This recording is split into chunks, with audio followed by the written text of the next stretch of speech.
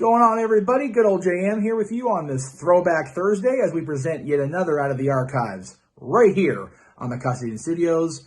JJ, I know, has been working tirelessly to comb through everything on the NoDQ channel, on the Jeff Meacham Network, on his own Casa D18 Studios, on the J. Hebert 95 Studios, the Simple Man brand, to present to you something that you may not have seen before, something that you haven't seen in a long time, perhaps. I know I'm looking forward to what the Renegade has in store, and I hope you are too.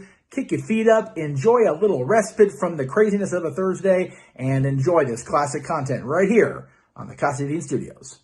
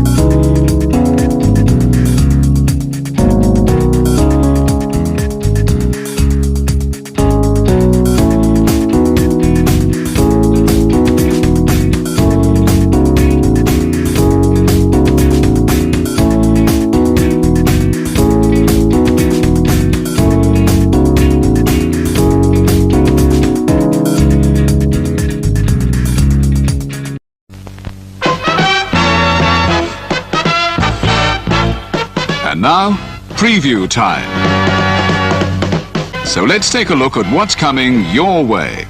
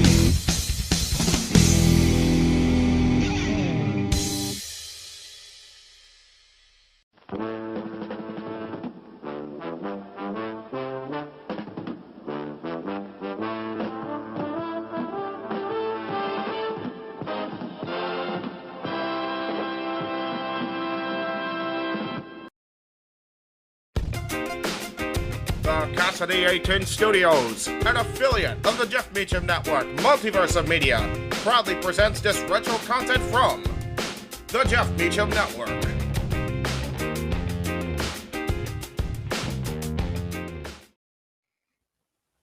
JJ, Jeff, you want to kick this thing off? Because I'm still trying to process everything here. Yeah, it's like, who wants to go first? Yeah, who wants to go first? well, Come on in. It's open mic night with your host. you could maybe say there's really 4 topics, but it's split into 6. The Renegade, J.J. Williams. The Sammy and Eddie Kingston thing, which one's the better smelling turd? And his panel of co-hosts. I am the founder. We'll call me that for today since we're going with the Jeff Jarrett love theme here this week, according to JJ. The West Coast Professor, Jeff Meacham.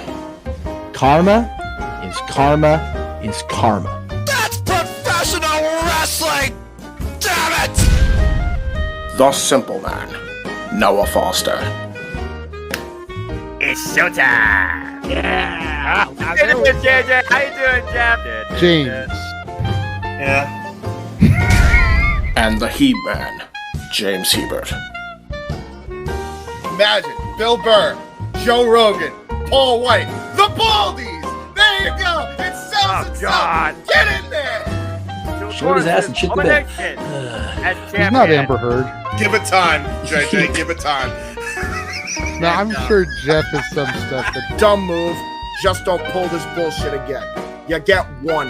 Tony needs to stop caring about the ratings. Bradshaw said as long as the ads are in place, we're not going to lose that third hour.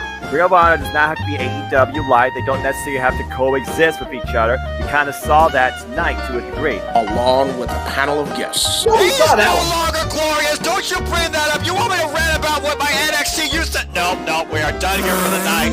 I swear, James.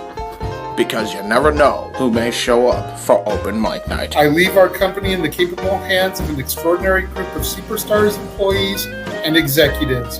The first thing that came to my mind was, it's about damn time. Amen! I literally touched everybody in the state's trash. It's horrible, you guys. Peyton's new thing is Dennis the Menace, but it's funny because she calls it Dentist the Medicine. And that's great. When Elliot Taylor came out and did Born for Greatness live, I was popping my pussy, having a great time. I didn't care. I was having so much fun. Sit back, relax, and enjoy the show. Fuck Bill Belichick.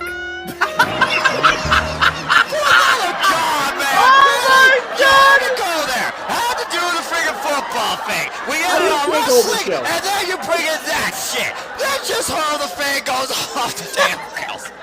Brilliant, bloody brilliant.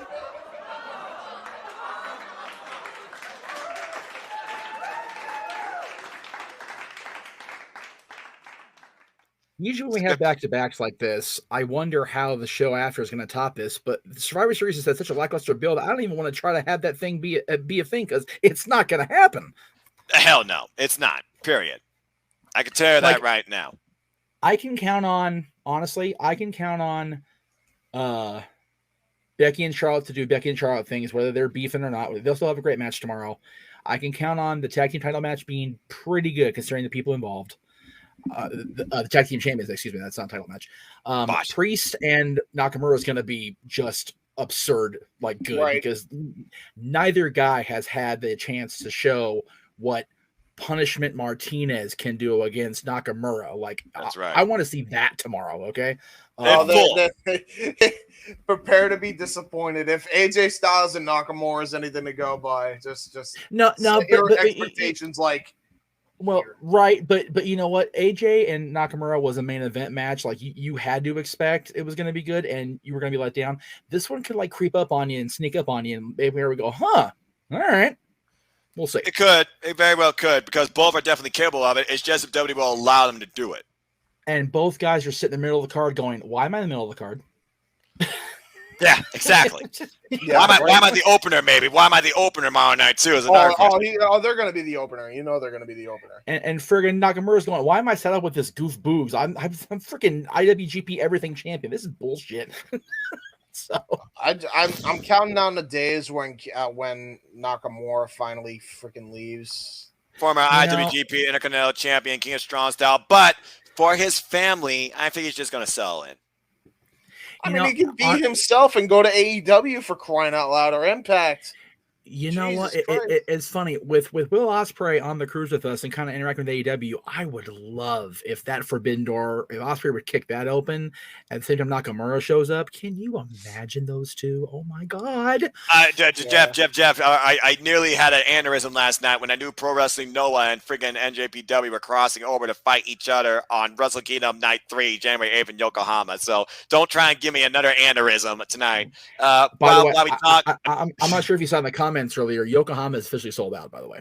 Yeah, I did. I love that. Let me see here. I'm so happy for those guys, man.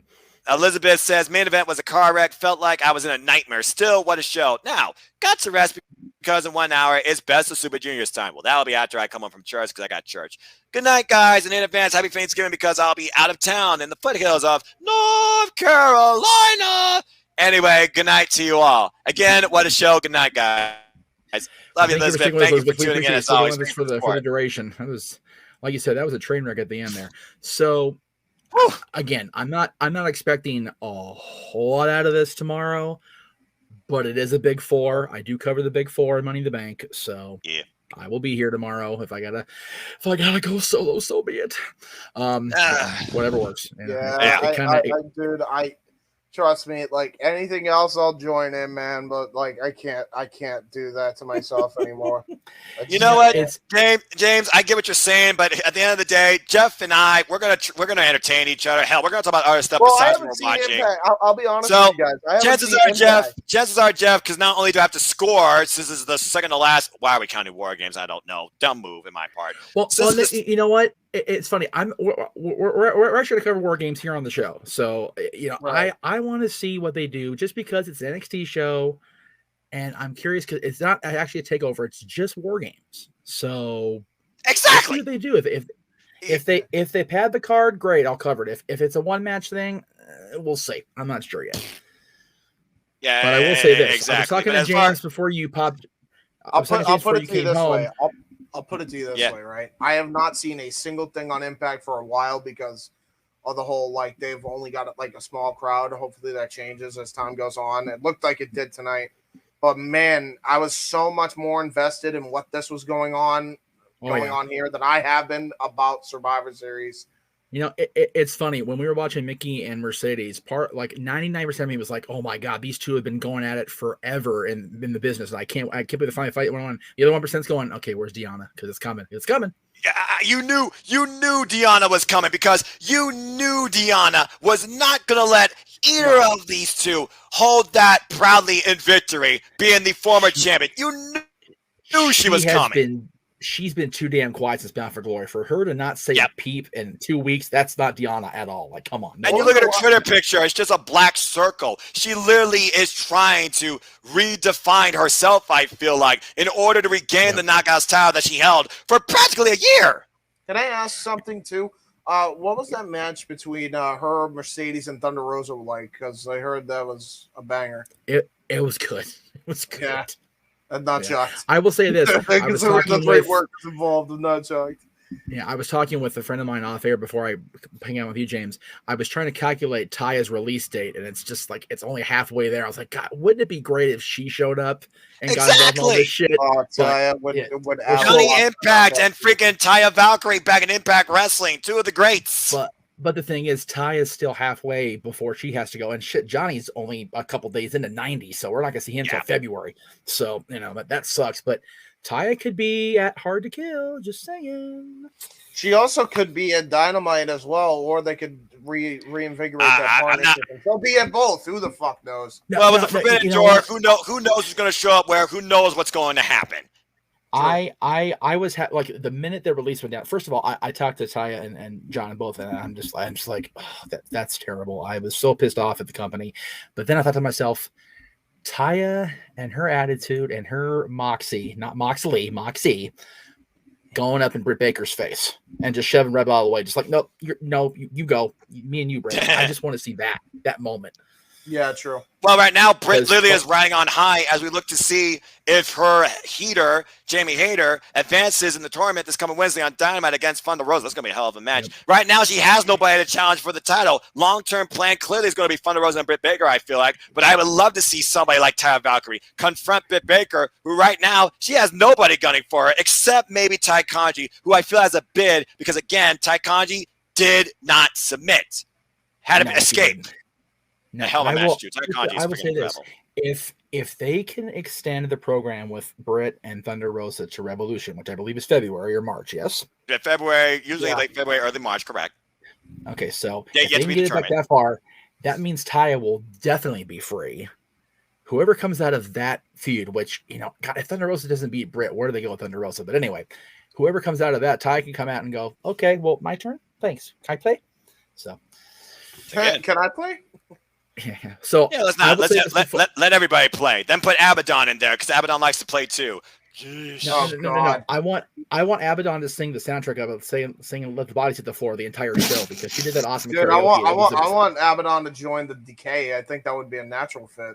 I think Abaddon should join the House of Black. Actually, I think that'd be very interesting.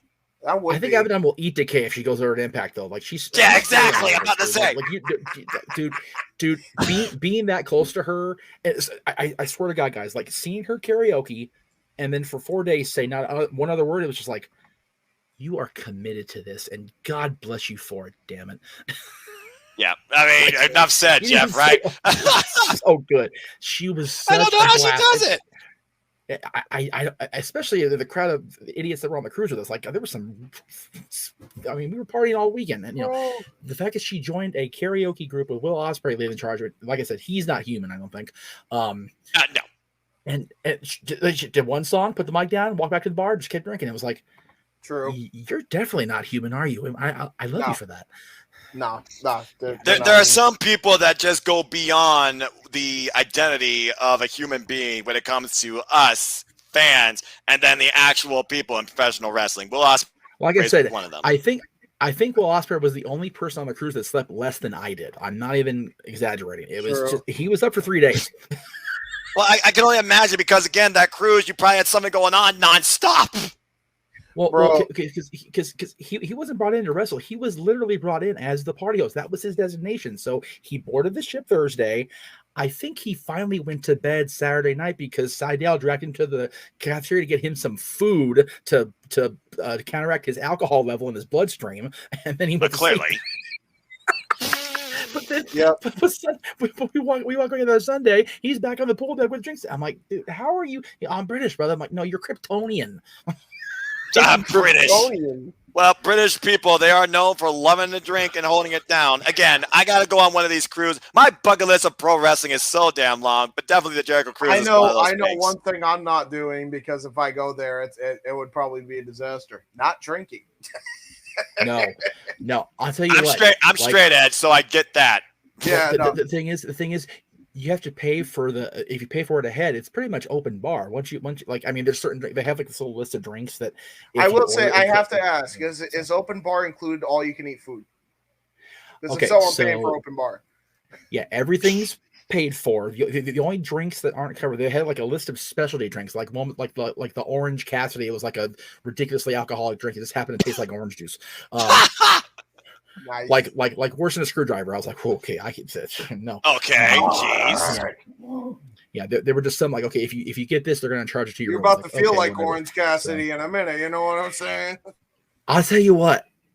Like I said to you guys on the AEW Watch Long, I didn't get the gimmick. I didn't get it. I didn't understand it. I saw it in person, and then I interacted with the guy when he wasn't being silent and thumbs up guy. And I'm like, okay, I get it. Exactly. Down to earth. He's a great guy. He's a solid dude. Down to earth guy. That's all he is. But he's Orange Cassidy. It's just a whole different story. It's like, whatever. I'm still curious on this whole deal with him and Chris Statlander, because if Chris Statlander is the reason why he gets all animated and excited and gets him to scream and whatever, which is what he did at what was it? All Out. I think there's a possibility that he goes into a complete character change and isn't the lazy sloth anymore character, you know? Well, that's going to be interesting. Yeah, I don't know about I'm not even at TV, but it was definitely Chris and Chucky and Orange Cassidy at the craps table. It's very animated, all three of them, and the rest of us. Anyway, dude, Chaos is great. And so is New Japan Pro Wrestling. I just want Tomohiro Ishii now to get his full entrance on AEW television and face some badass. Put the neverweight title on the line. Face Miro. Anyway, they'll just have a three-way between Tomohiro Ishii, Minoru Suzuki, and Eddie Kingston. You watch. All right, now you bloody crazy. And by the way, Eddie Kingston, real talk, one of my favorites. Hey, we'll have another Full Metal Mayhem match. It'll be another car work. All right, calm down. We were talking about Eddie last week on the watch long, and like I said, Eddie and I haven't had a whole lot of nice words between us, but man, I get it. Like, I understand why we didn't get along. It's because both of us were struggling. We just didn't know it at the time. So there you go. In your own ways too, I might add as well. Oh, very, very much so. Well, you and Eddie Kingston had beef. So we worked together a few times in a couple of different promotions out here, and just, you know, he even said in his letter that he wrote, I mean, he was just a flat dick to everybody, and people didn't understand why. It's like he was a douchebag and behind me, like back in the locker rooms. Right. Okay. And it was like, dude, like, you don't have to be a prick New Yorker 24/7. It's okay, bro. Let your hair down a little bit. And no, he was a prick, and now I know why. So it's like I felt bad. So I put up a public apology out there when he put that letter out there. I haven't heard back from him. I don't expect to, because, you know, Eddie don't remember me from freaking Adam, so whatever. But Eddie's probably just like, that's fine. Yeah, he probably exactly. He probably knew, like, that the reason the article existed is because he probably had a lot of people to freaking apologize to. That Well, said, you know, though, I don't know what, why. The timing also, you got to remember, because the timing, John went into rehab, and it's alcohol's a bitch. Like it's if you let it become a disease, alcoholism, it is one of the worst things to come back from. And honestly, we've talked about it so many times over the years. In the 80s, you got to be a dude, go out to the bar after the show. It's like, okay, you're not Ric Flair, you're not the Horseman, go to bed. Yes, exactly. Go to sleep. Seriously. Seriously, you need your freaking rest. All right, you need to be conscious of yourself. Here's another thing too with Eddie Kingston. Like, I don't know what it is, but even with that pissed off attitude, like it almost felt like it motivated him even more. Well, that's I funny have you mention seen that. I mean, nothing but Eddie Kingston promos. It just randomly it showed one of his promos. I think it was from the one that he cut while he had Homicide and Low Key by his side. I've never like the dude has just went off. He carries that chip on him and builds this false reality in his head to always not be content, always look forward, and always drive himself. He's literally said that in interviews with people I've watched him talk to, like most recently, Louis Dan Gore, even right before his match with AEW Full Gear against CM Punk. He builds this false identity among himself when it comes to how other people view him or his position in the company. For example, AEW, which he says that's his end game. He's AEW for life. He does this, so he always has this forward momentum that I'm never going to be content. I'm always going to push myself, but I'm also going to do it for the guys. Yeah, he's crazy, bro. Yeah, both of those guys in that match, and you got to remember, people that have watched me for too many years, and we talked about that last week, how freaking old I feel. With Punk, Punk came off as this asshole, when I met him over the years, asshole. But you know what? Again, he said it when he came back to wrestling. He was never going to get over being who he was in the place where he got sick in the first place. My dad encountered him 3 years after the fact. When he went, I'm sorry, not 3 years, 2000. Yeah, 3 years. So 3 years after he left WWE, and he was at an NHL event. The All-Star Game was here in Los Angeles, and my dad and him just talked. And he signed an autograph for me on my dad's business card. I found out later he knew who my dad was based on the last name. So it's like he knew who I was. So it's like for me to having criticized him for every step of the way, the 3 years he was gone, and I was like, huh. Same thing with Eddie. It's like I get it. So.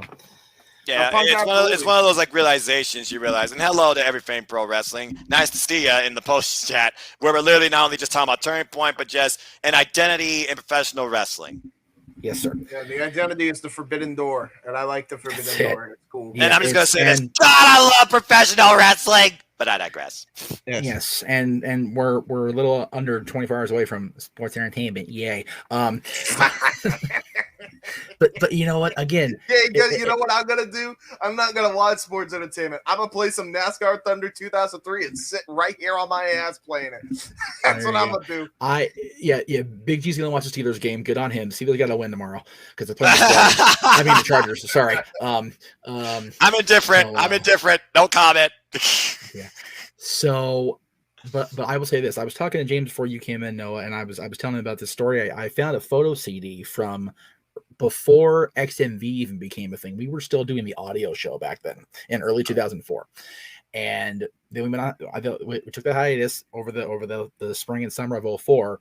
I went out to Beverly Hills to interview China and meet her for the first time. Oh. I knew we took pictures. I knew that they existed, but I haven't seen the CD in 17 years until tonight. I found it in a box. And I was like, but I couldn't get the CD load into the computer because I don't have a CD drive. But James, this is new to you too. I took a picture of the picture. Oh, wow. Did you? Sorry, I'm trying to see this green screen. No, you're good. Yeah, this is June 2004. Yeah. Well, no, what I did was I projected the pictures on my TV screen, just took a picture and just edited the shit out of it, cropped the hell out of it. I mean, you see one of my pieces of trash is in front of the picture. I couldn't help it. But yeah, this is June 2004, the day after Triple H had picked up Sean Waltman to take him into his WWE rehab round 1. So she was like fresh, thinking the relationship was over, thinking the breakup was a thing. But look how happy she is. Look how happy and skinnier I am. Jesus Christ, check out that goatee on me. Good grief.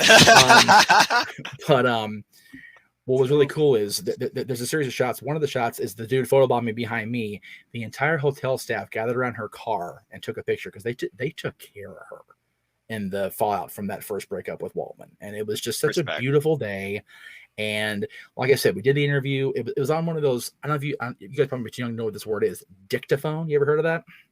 Dictaphone. No, I've never heard of that. DICTA phone. It's basically a little tape recorder in your hand. A little bitty cassette tape would go on there, and you would actually like dictate whatever you're going to write out, type out, whatever, and then type in a secretary where it would transcribe it onto paperwork. Oh. So I dictaphoned the entire interview. The magazine thing fell through, as it turns out. It was a different Noah, if you know what I'm talking about, Foster, that I was working for, and that bottomed out on me like a freaking small world boat in Disneyland. But the friendship started with Joni that day, and I knew the pictures we took. I knew they existed, but I couldn't find the hard copies. Now I know why they're on that CD. Well, I mean, again, before Survivor Series, they will be a thing on my phone. But there you go. It's one of those things where you don't know, like, really what you preserve and how far media goes based on what you got. I mean, anything now, it's like, oh, everything's safe on the cloud. Not really, is the way I see it. When you got those historic forms of media, right there. Everything pro wrestling, saying the old school, no DQ, respect. XMV days.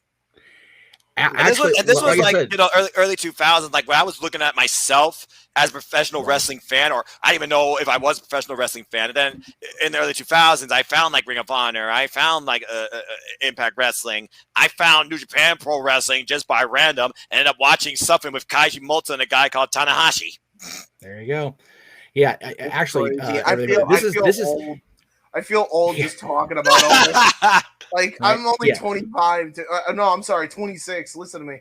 Dude, I'm 29 years old. What do you think I feel like? I'm turning 30 next year. And my family's like, baby, I'm 38. Shut the fuck up, both of you babies. Dude, it doesn't mean I don't feel old. I don't like getting old, bro.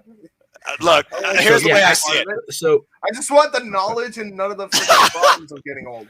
That's what I want. There you go. I feel you there, brother. Well, I always thought that age comes with wisdom. With age comes wisdom, and you only as well as you feel. You know what else it comes with? Joint problems. only if you don't keep your body up. I mean, everyone's different, okay? You can't assume that. Wait, hold on. Let me keep my body up. All right, I'm doing it. Yeah. Okay. So this is my 2004 pre-dad bod. Okay, it's only gotten worse. I'm just saying. I'm just saying. Yeah, I gotta meet you someday, Jeff. I gotta meet you out in California. Just go to a wrestling show with you and share some food with you, bro. Oh man. Well, no. Don't go eat with me. You will feel like very, very. Yeah, no. Bro, we'll have a food competition. It's fine. Let's go. I am the slowest eater in the family, and yet I eat the most. And people think I have a hollow leg, and I just walk a lot. Now, James, it's funny you say the food. I have never done those. I tried that once, and I was like, dude, I can't. And put it this way: you talk about age, and wisdom and whatnot. So Disneyland the other day, I haven't been there in 2 years. I got this food thing. I threw half my lunch away, and I threw half a Dole Whip away because I was so full. I'm like, I'm getting too old for this shit. Wow. Yeah. So there you go. Fair enough. I've heard Dole Whip is actually very delicious. I actually do want to try that. Well, it's funny. I had a Dole Whip for the first time just a couple of years ago. I actually had a Dole Float, which is literally pineapple juice in the bottom and the Dole soft serve on top. So it's like an ice cream, a root beer float, but it's a pineapple juice. Huh. Interesting. So I bought two thinking Dylan likes it. He doesn't like it. So I got through 1.5 and I'm like, okay, I'm going to waste some of the money. God damn it. And a pineapple float, not a big deal. Root beer float probably be a whole different story. Root beer float, I probably would have not even got through the first one. I've never been a fan of those. Just never liked those. Really? All I know is, bro, I wouldn't drink any of the sugar soda, bro. I'm on a diet because I drink Diet Pepsi. That's bullshit. Even Diet Pop don't do you any good, bro. Sometimes that's worse than regular. I drink everything from Gatorade to Mountain Dew to water to juice. All soda. It's so funny. So the first time the first time I went over to Aaron's to record, I think it was the audio show with the other host we had at the time. I couldn't tell you for sure, but all he had was Diet Pepsi. I'm like, I felt like Biff Tannen and Back Feature. All you have for me is light Pepsi. What the hell is this? Jesus. Damn, I come all the way out here. The value all you have is light Pepsi. You can't get me to drink Diet Pop. I will drink water if there's nothing but Diet Pop. Screw that nonsense. And what was so funny, so I'll never forget the first time he came up here to the house to do when we were recording the video shows a couple years later. First time he ever came all the way out here, I opened the trunk to get his tripod out. There's cases of Diet Pepsi. I'm like, no wonder this dude's so skinny. He doesn't drink anything but Diet Pepsi. I mean, to be fair, I got a coworker that drinks nothing but Diet Mountain Dew, and he is not skinny. Listen, he's also older. See him pulse because apparently he decided to drink like Fat Burners, stack or two. Anybody? I mean, CM Punk's even said on Oral Sessions that he doesn't even drink he don't even drink Pepsi or Diet Pepsi, and yet he's the Chicago guy with the Pepsi logo. Which is so funny, yeah. I know, right? He drinks like this the sparkling water or carbonated like water type of beverage. I forget what the name is or something like that. He talked about on Oral Sessions. I was like, really? I'm shocked by that. Yeah, it's crazy. It's people don't understand how just bad soda is. It's so dangerous and so. I'm well aware. I'm just too addicted to stop, bro. I can't. Well, that's the problem, James. You got to have some willpower. You got to have some moderation. You got to have some variation. That's what I do. Wait, I need Will Hobbs. Where's Will Hobbs? No, I'll tell you what. Will Hobbs is a scary man. Yeah. And that's true. No. Okay, so we were on the cruise, and I don't know if he was kayfabing everybody, but anytime anybody looked at him the wrong way, he was like, please don't pounce me off his boat. Don't powerbomb me into the sea, please. Bro, please, I can't swim, y'all, for real. Hey, he's getting trained by Taz, bro. I mean, I'm not shocked. I mean, I'd be scared of him too. I mean, you see how many times he powerbombs somebody. I'm like, stop! He's already dead. And now Wardlow taking a page out of his book. So it's funny. Let me see if I can do this without having a freaking picture spaz here. Hang on a second, because I don't want to be on camera. I look like absolute death. But, I mean, my hair is all whack. I'm not getting a haircut until after Thanksgiving, so it's all good. So we had a 4th of July thing at the Rose Bowl a couple years ago, and they had this. It's the best water I've ever had in my life. Like, this is what I drink now. Really? It's a 9.5 pH or higher ionized hydration water. It is the business. I'm telling you. 9.5. That's extremely impressive. That's better than Smart Water or whatever they call it. Yes. Smart Water. Yeah, Smart Water. Yes. I've had that one. I've had that one at a time before, and I'm like, my recommendation, if you're trying to also get healthy but want flavor in your water, just drink Mio or something. Mio's pretty good. Here. So I forgot the thing about the story. So the water's got a little bit of a funny taste to it, but thanks to living with JJ all those years and having to live lean. Hey, Crystal Light. That's what I was thinking. Oh yeah, Crystal Light too. Yeah, lemonade. The lemonade is the best. Lemonade or the strawberry. This is actually strawberry lemonade, which is so good. You got the best of both worlds right there. I had a manager that had little packs of like the Crystal Light, like those two combinations, and then like bottles of water in his mini fridge in his office. So I definitely can relate. Oh, you had a manager? I didn't know you were going into pro wrestling. You left us out of the loop now? No. I'm talking about at work. People think I should either be a manager or a commentator or a referee. I don't know if I want to get involved in the wrestling business. I'm crazy enough being a fan. I think anyone's crazy in the business alone. So you know what? No, I've done all three. You be better than me. Your commentary, your passion, both of you guys tonight was awesome. Like I had the feed kept cutting out. I didn't really need it, and I appreciate that. It was nice. I mean, we gave you the play-by-play. You knew what was well, the thing is, we were. It's funny. I was talking to Joe Galley on Tuesday, the voice of the NWA.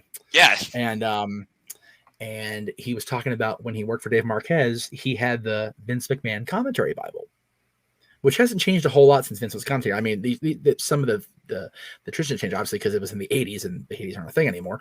But it's amazing how, like, the basic premise is you need to call a match, call a show like you're doing it to an audience of blind people.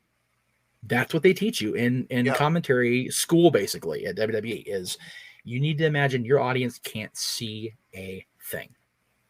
Huh. they told that to JR. Wait, go ahead.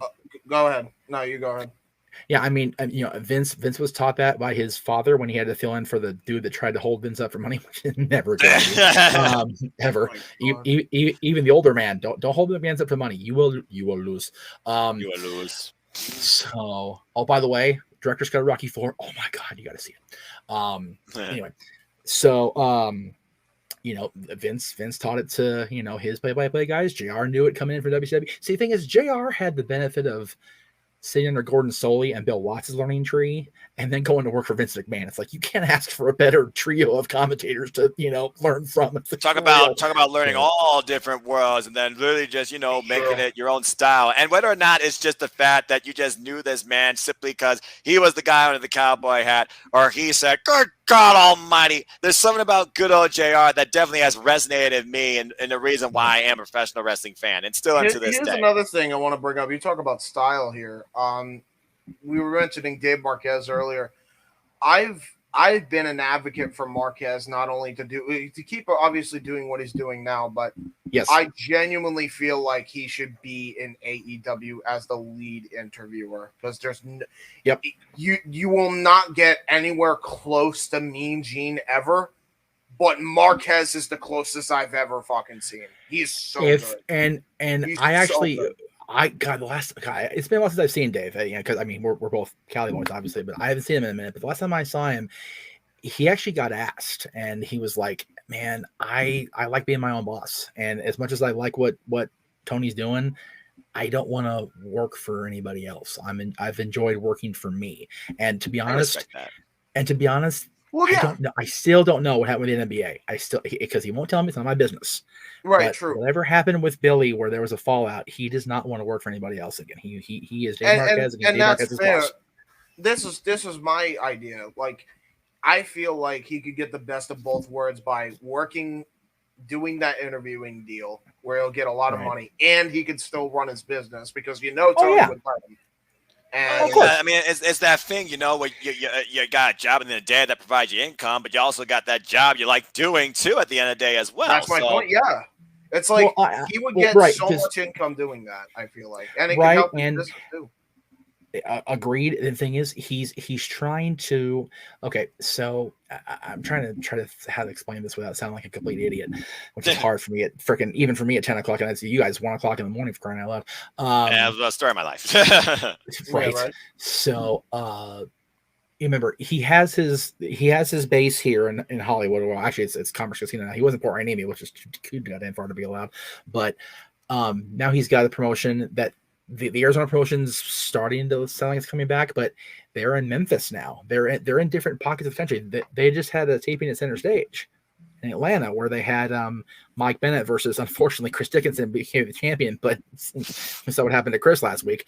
So God bless Chris. So God help that man. Bad for him, man. Dirty Daddy, take care and get well soon, brother. On one of the hottest streaks in your professional wrestling career, man. I'm so. I know. It's such a bitch. It's terrible, and it's like. But when you think about it, if they go with Mike Bennett to like either be in a one-off to crown your champion, because then you've got Mike and Matt and Maria back together again. Yes. Can you imagine him? Those guys going through the Marquez territories and this Ring of Honor pseudo thing. They're still kind of bubbling. Dude, obviously, it's really looking like Marquez is probably going to be a feeder for Ring of Honor if they do come back. I really wonder. Which you know what? If he's got the territories across the country like that, he can run. Because he's like, you got to remember, he doesn't like run the house shows in every part of the country. He just he tapes it and syndicates it to Memphis, syndicates it to Houston, syndicates it to wherever. It's it's just a matter of. Dave's got the great formula. He's got a hell of a roster. He always has. It's people look at Adam Pearce as WWE GM, whatever the hell they're calling it, authority figures these days. It's like without I've heard. Without Marquez and Bob Trowbridge having Adam Pearce be an NBA champion 14 years ago, that doesn't happen for Adam now. So true. And it's a different era as well. So I mean, and it feels like it's not as restrictive anymore, especially since we were seeing with this Forbidden Door thing, but it's still just as confusing. Well, you have to remember. Oh, go ahead. No, you're good. Go ahead.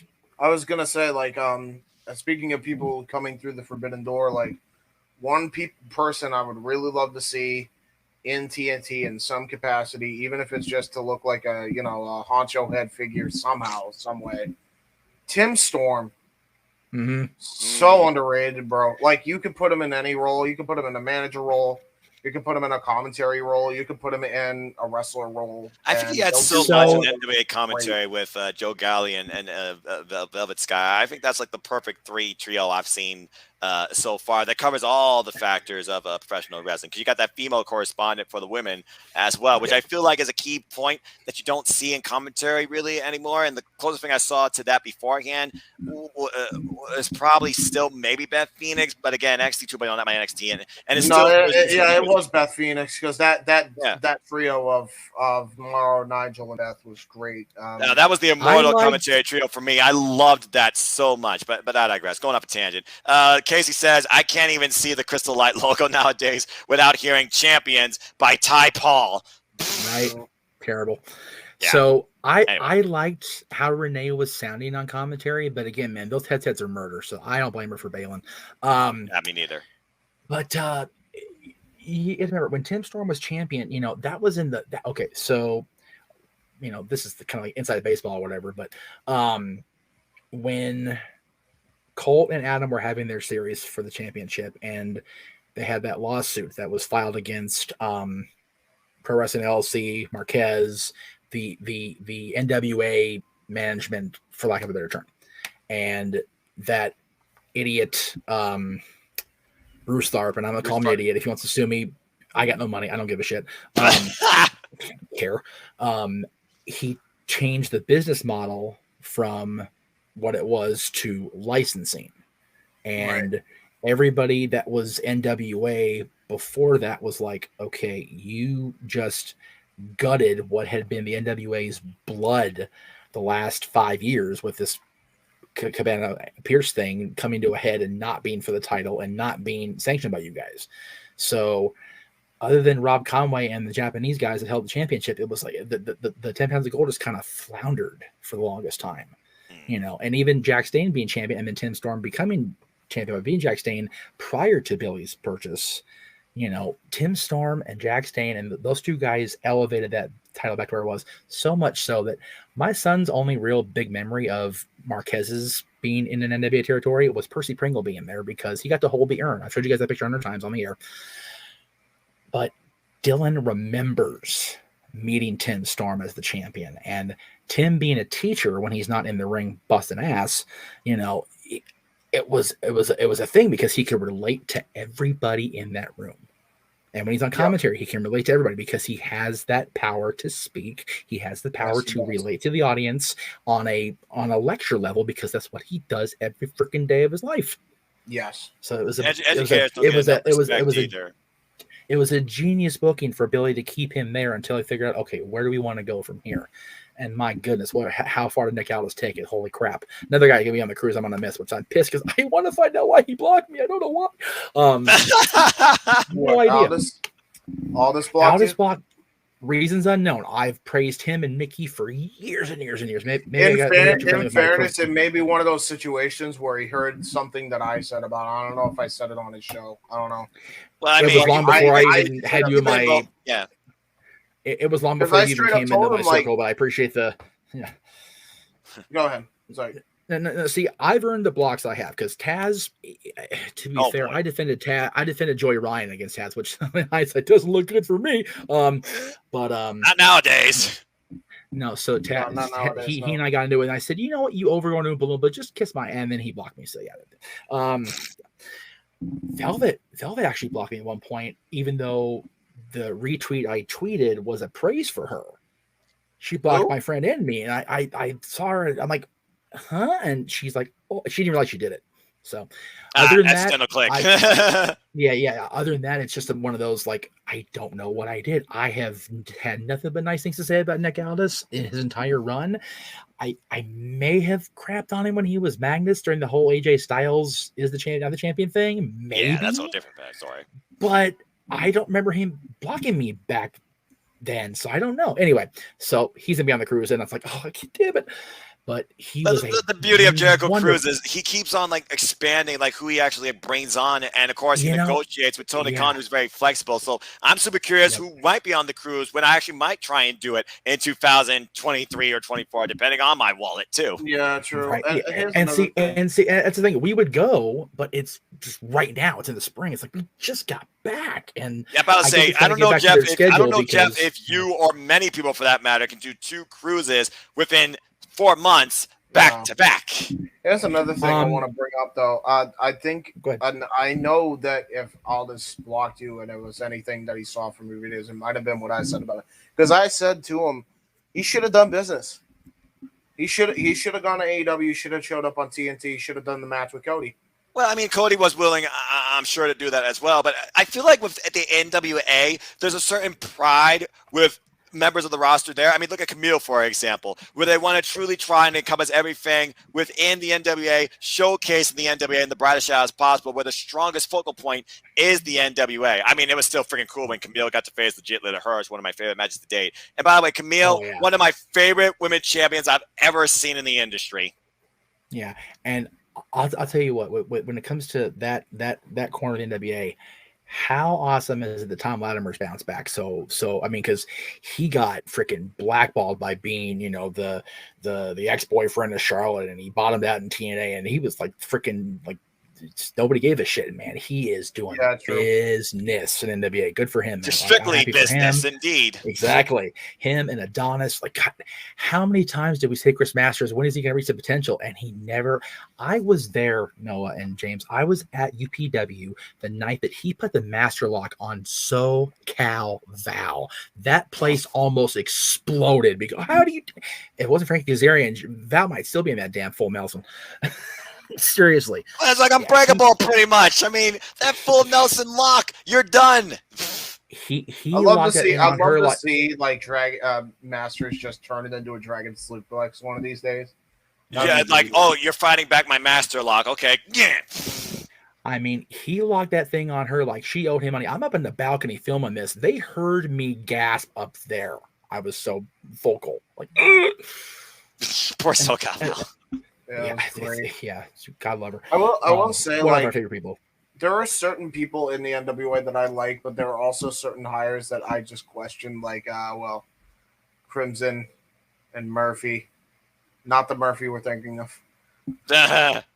Like, no, what? That's Buddy Matthews. You're talking. That's Buddy Matthews, and that's a whole different type of Murphy. No, I'm talking about TNA security guard Murphy. Oh yeah. So yeah, I like Anthony. I think he's a cool dude. I just don't see him and Jax Dane being a money thing. They had the blow off. They had the cage match. It's over as far as I know now. I mean, rubbing alcohol to the face. You don't get more emphatic than that. No, but what's really crazy is now we've got Mike Knox again out of obscurity, out of nowhere. We haven't seen this guy in years. The last time I remember seeing him wasn't he in like 8 and 8 in TNA? Yeah, Nux. He was Nux, and that was a good 10 years ago. No, the Menagerie. Actually. Oh, that's right. I forgot about that too. The Menagerie.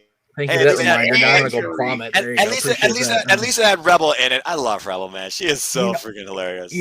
I kind of said it briefly last week. Rebel was my favorite Paradise Kitty fan on the cruise, man. She was there every show, just rocking out like she wanted to jump on stage with the girls. It was so cute. She was great. She was so sweet all weekend. She was cool. She was great. Like Britt's whole contingent, her Britt's trio was so positive. Like I said, the whole roster was out there, but those three, and of course Frankie bought 3 shirts from us. God bless Frankie Kazarian. Frankie Kazarian, man, one of my all-time favorites, the Rebel. It was awesome meeting Jamie Hayter in Columbus too, former 805 member. Jamie's is sweet. She was sweet. She really is. So was Anna Jay. Anna Jay was great too. Like everybody was so great on the cruise. It's funny. Like I said, the one person that was like kind of standoffish, I don't know why, was Ricky Morton. I never did find out what was up with him, but whatever. Yeah, it was really great to see that whole thing with NWA file up. But Knox now, I like the fact that they're having this imposing, just this. I mean, and there was no bullshit. He went in there, he beat up Trevor Murdoch, and it's like, okay, now what? Yeah. Like there was no bullshit, no comedy, no haha. It was just, I'm gonna beat the crap out of your champion. I want my shot. And he leapfrogged Latimer and he leapfrogged Jax. And he leapfrogged Pope too, because Pope will call his shot eventually, but he wants friggin' Murdoch to friggin' like enjoy it for now. It's funny. I have this so Knox attacks Murdoch in the cage after Jack Stain's cage match earlier in the night, right? Yes. I've got this working theory. I'm going to talk about when we do the prediction show for Hard Times too. I can't wait. Oh, by the way, Pope's the referee for that match. Mm-hmm. Oh. I hope that Pope gets the belt, because I understand the whole give the belt to Trevor Murdoch for the feel good thing, but man, I don't know how long we can go with Trevor Murdoch just being the champ. Well, but here's again, here to quote one of my shirts. Here's the thing. We've got two guys who, if you're a casual wrestling WWE fan or whatever you want to call yourself, you saw these guys in the mid 2000s, and they're still working at a great level.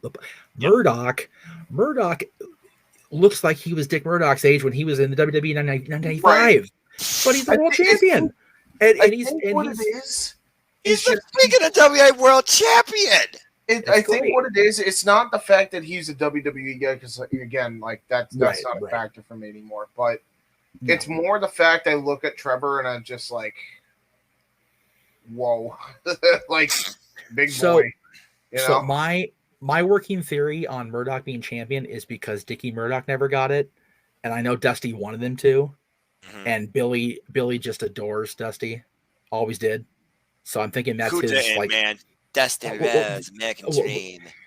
Like I said, man, all three Rhodes boys were nothing but great to me. My whole time interacting with any of them. So I got nothing but love for the Dream and the family. I'm just honored that I finally got to meet Dustin Rhodes back at AEW Cleveland 2019 and just tell how much I respect his legacy and his work and his family, and appreciate that you're still bringing forward professional wrestling. I love his Rhodes Wrestling Academy showcases too, and Shauna Reed definitely is one of my favorites I've seen go through there. But Dustin's been like one of my all-time favorite wrestlers, close to heart. So meeting him was definitely a special moment for me. So Dustin was at Booker's podcast event that he did in 2017, whenever No Mercy was out here at Staples. And like I said, I'm just got my little selfie stick there, just talking to Booker, and all of a sudden Dustin comes up and just puts his arm around me, I hadn't actually met Dustin in person. Talked to him a couple times, just talking with the family, or whatever. He remembered me interviewing the Dream 14 years prior. Wow. And we talked for like almost the whole rest of the show besides when he was on stage. Same with Cody when I saw him as NWA champion. Like, Cody legit has the NoDQ Twitter blocked. He has it blocked because of the whole Stardust backlash that Aaron threw out there. God love Aaron. He tried. Oh, Aaron. Well, Aaron, what was that? That makes him stand out from other people in the so-called IWC. He's humble. He's wholesome. He's just straight to the point. He's old school. Can I ask? Because I didn't know the whole story of that. Like, I heard there really wasn't much of a story. It was just the fact that we were all freaking frustrated that Cody just kept getting, stardusted. It's like, just fucking walk away, Cody. And I think Aaron said something that the character, like something that was so against the character. I think it just pissed Cody off, and he just went done. Yeah, it's different than booing a character versus judging a character. I think Cody thought Aaron crossed the line there. Yeah. So, gotta watch the tweet. Right. So when Marquez brought Cody out here as an NWA champion between All Out and NWA 70, I walked up to him. I think having the boy with me definitely helped the barrier because I had my NoDQ hat on. So whatever. Cody kind of looked at the hat and he goes, "That's okay. Come here anyway." I went, "Oh shit!" we had this talking, and we took a pic, and he was again great to my kid, And I even looked back at that and I go, he and Brandy are going to be good parents, and here we go. So there you go, dude. It's hilarious because I actually have my own story of Cody. Casey and I we met him at Ring of Honor Best in the World 2017. This is like, or the night after. This is like right after we were doing the TV. Right. So we showed up there. Yeah. He was just won the title, and he was doing autographs and pictures for free. Like everybody else was doing their pay thing. He did it for free. And it was I've never seen anybody like that, especially a world champion of that caliber. And he's just doing it for free. It was nuts. Yeah, it was so when he came out here, there was a fee. You know, the Marquez tapings are always free, but I want to say it was like $10, maybe $20, but it was one picture. You only got one picture, and that was what you got. He took 3 because Cody's Cody, and he's awesome. He said I got flipped off by him on the night. Yeah, no, okay, so here's the story, because I'm not doing it justice. So at Best in the World 2017, you'll notice there's a spot where Daniels gets Cody flustered, and he hops over the barricade. Yes. Cody does. And then he comes through, and he's in the aisleway, and somebody, and it's Casey specifically, in an Ink Sanity shirt, a Vinny Marcellia shirt, he's got a Too Sweet going up, right? And he's just looking at him, just staring a hole through him. And then he goes to do the Too Sweet and then turns it into a flip off right on the camera, right on the hard cam. Tremendous. So here's how the saga concludes. So that day, this is tremendous. When we met him, I ran to try to get Casey because I'm like, oh shit, Casey needs to get a picture with him too. Because I was the last in line in the actual line. And so I ran like a bat out of hell, tried to get Casey. I get Casey, I tell Casey, run with me, and I catch him. Security's leading him in the hallway. And I'm like, hey, Cody, you have time for one more pic? And he's like, yeah, absolutely. And it's like, you remember this guy? And he's like, oh my God, I flipped you off. And he's like, yeah, you did. And so we did the whole thing. We took the picture, and then he did the Too Sweet off camera. So they did a Too Sweet off camera. So then I couldn't record it because my phone was being a bitch. So I'm like, I'm finally recording now, guys. Try to do it one more time. And then Cody's like, all right, let's do it. Too Sweet. And then Casey gives him the flip off, and Cody goes, oh, and then they hug.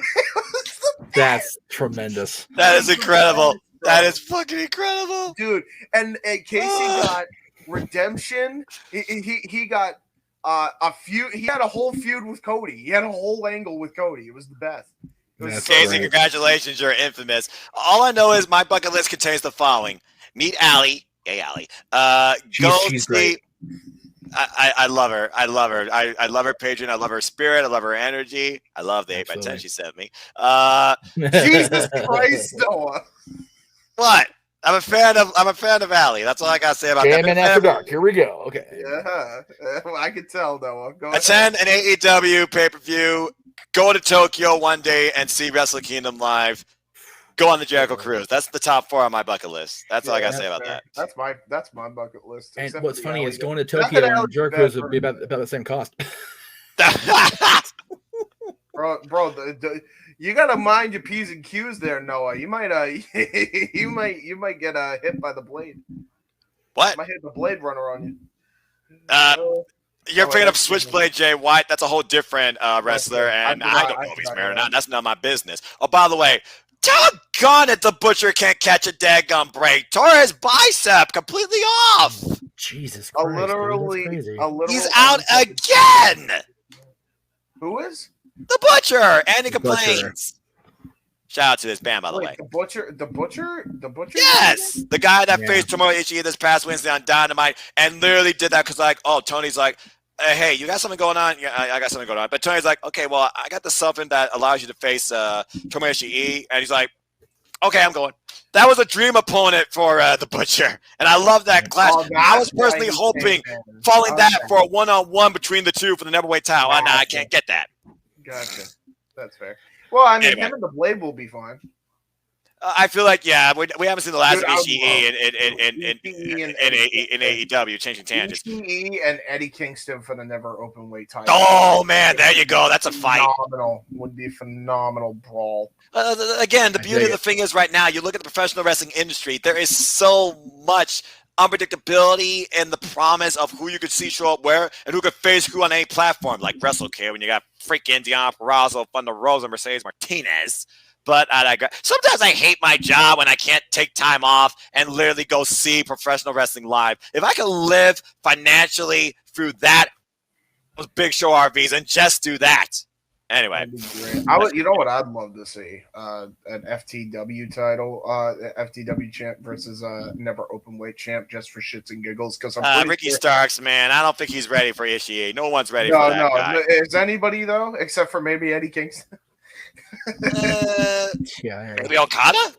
And Okada is another name to figure out too. He's in the U.S. as well. Changing tangents here, but anyway, I mean. Yeah, I mean, hey, Jeff, they finally said that you finally might be getting All Elite Wrestling next year in California, so kudos to y'all. You know, they had a tentative booking for the Toyota Arena out here in Ontario where we had SmackDown recently, where I was at, because that's pretty much out where the Bucks stay. So, you know, I'd be okay with that. Matter of fact, Ontario is where Jimmy Jacobs lost his damn job. In the same arena. So, I mean. And now he's a producer in Impact Wrestling. Yeah. Honestly, I keep thinking Ontario is so far. It's not that it's so far away. It's just so hard to get back home from. That's the bitch on transit, is going out to the IE and not being able to get back. So if they run, you know, pay-per-view or Dynamite on a Friday, head over to my sister's over in Victorville. You're good to go. Oh, there you go. Just head over there in advance. I have a question, by the way, speaking of the Jimmy Jacobs situation. The whole cease and desist thing, how are they able to do this? Like the Too Sweet again? I don't know if WWE actually trademarked the gesture. It's on one of their shirts, so they can probably, if they really wanted to be a bitch about it. But it's...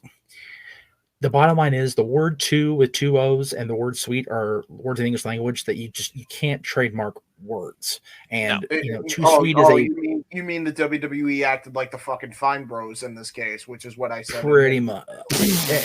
And honestly, it was only really during the time they were inducting Nash, because they were freaking pumping every freaking click video they could on the network at that point. Of course. I'm not gonna praise them for that, but I understand. Remember the NWO? We done remember the NWO. Yeah, who remembers the NWO, the BWO, the LWO, the Wolf Pack? I mean, well, it's one of those things where the just made me chuckle. God damn it! What's so funny about that, James? That was the first NWO shirt I actually received as a gift. I didn't get black and white first or black and red. My aunt went to Nitro and brought me back the silver and black NWO shirt. I was like, oh, thanks. I mean, we got one redeeming quality of that. You know, the Scott Steiner promo on Nitro. Oh, Lord, Scott Steiner. That's probably the only good highlight of NWO 2000, to be honest with you. I hate dogs. Well, yeah, you had highlights and you had headlights there with Tylene and April there. But anyway, we'll just move right along. Yeah. I understood that reference. Back then I was a child, but I understand what he's talking about now. I also understand Scott Steiner says his catchphrase. I also understand Judgment Day 2003 in that segment. Anyway, continue. No, friggin' Scott Steiner says his catchphrase. Big Papa Pump is your hookup. Holla if you hear me. And Ric Flair, you old fuck. That genetic freak. Yeah. What's so crazy about that whole era is, so Kim, her name was Shakira as part of the NWO.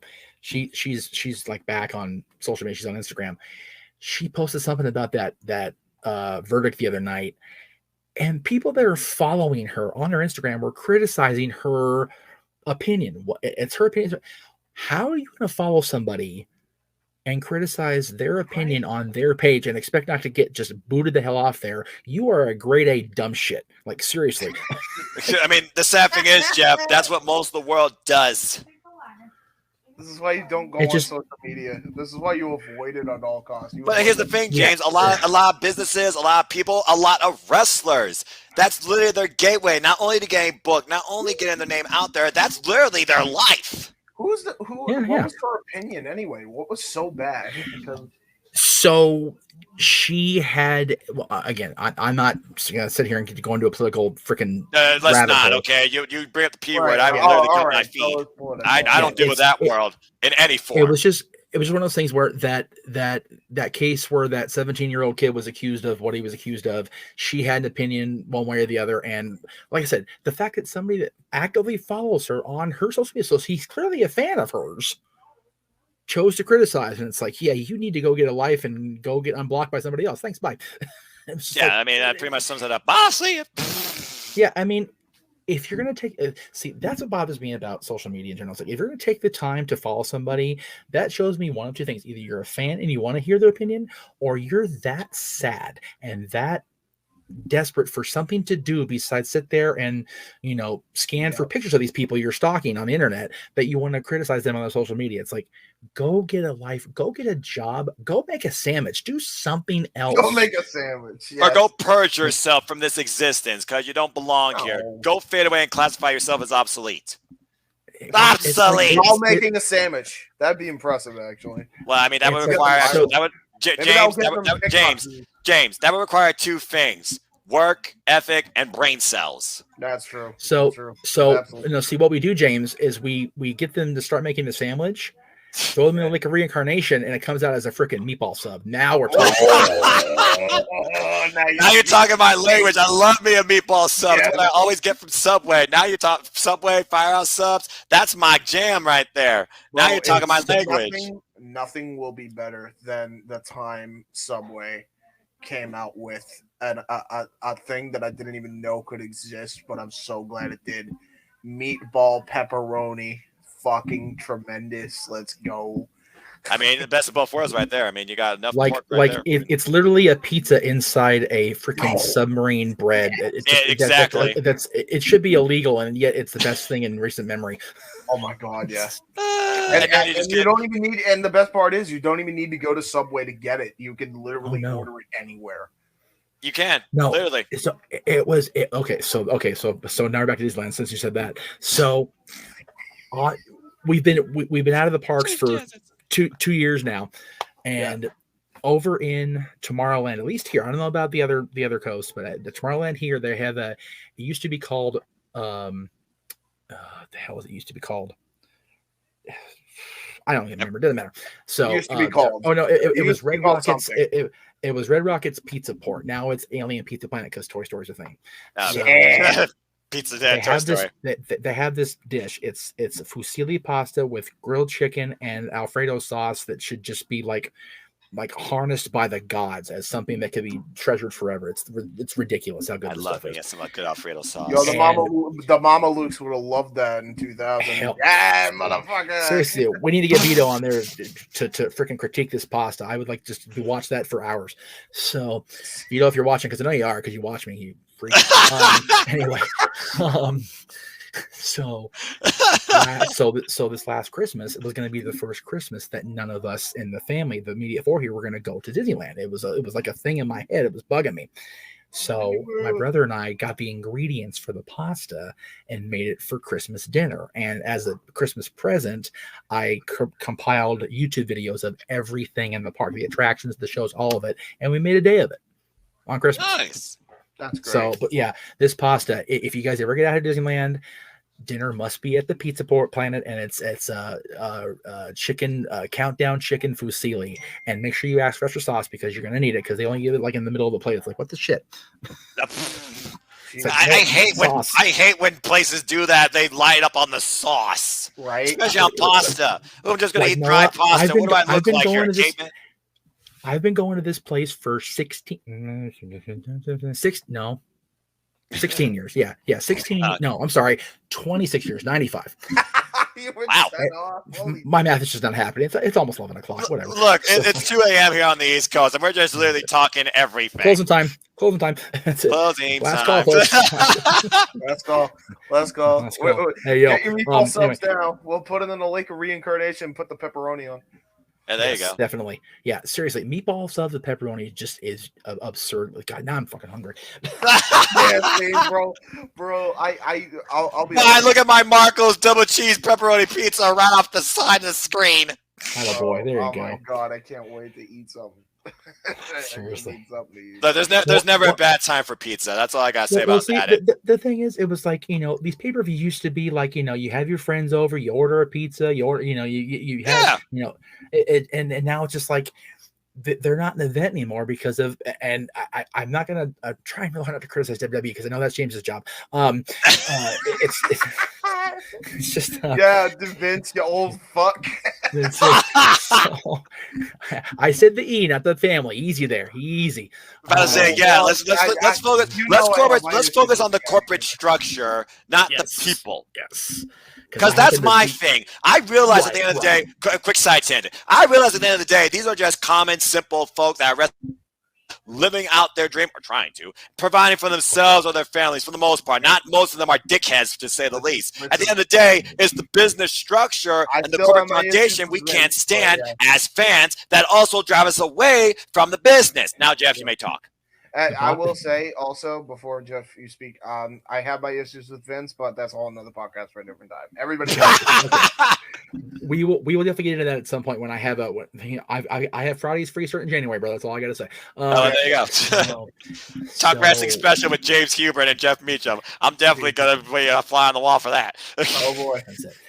I will be exiled from headquarters forever. Anyway, never go back, and that's okay. Sorry, true exposure, the dark side of the ring. The Jeff Meacham edition. Anyway, sorry, Jeff. Continue. Just what we'll do is before you're on the show, I'll make sure I get in the building to steal the 10 pounds of gold back from Hunter's office. Then we can do the interview. Then we're good. Yeah. I'll make sure that happens. I'll get like I'll call up the A-team and they'll dress up in their their ninja outfits from WCW and NWO Tour. Oh Lord. So by the way, while we're on the subject of belts, I will very rarely ever criticize this man. But for Ric Flair to say that WWE owes him the Winged Eagle, go fuck yourself, Ric Flair. Seriously. Whoa, if anybody's owed that belt, Hogan's the top of that list. Yeah, unfortunately. Whatever, but Jesus. Hogan, Brett, Michaels, Brett, Michaels. I was gonna say Bret the Hitman Hart first off, but then he got screwed in Montreal. So yeah, it's like Ric Flair held that title twice in 1992 because Hogan didn't want to work no more. Like, I'm sorry, but that's the way it was. Damn, now him getting the 10 pounds of gold back, yes, that I totally co-sign. I agree. He is synonymous with that belt. There's a reason why they gave him a special version for his birthday on screen on Monday Night Raw. That much I do agree with. No. That was the big gold. That was the big gold. I'm talking the 10 pounds of gold.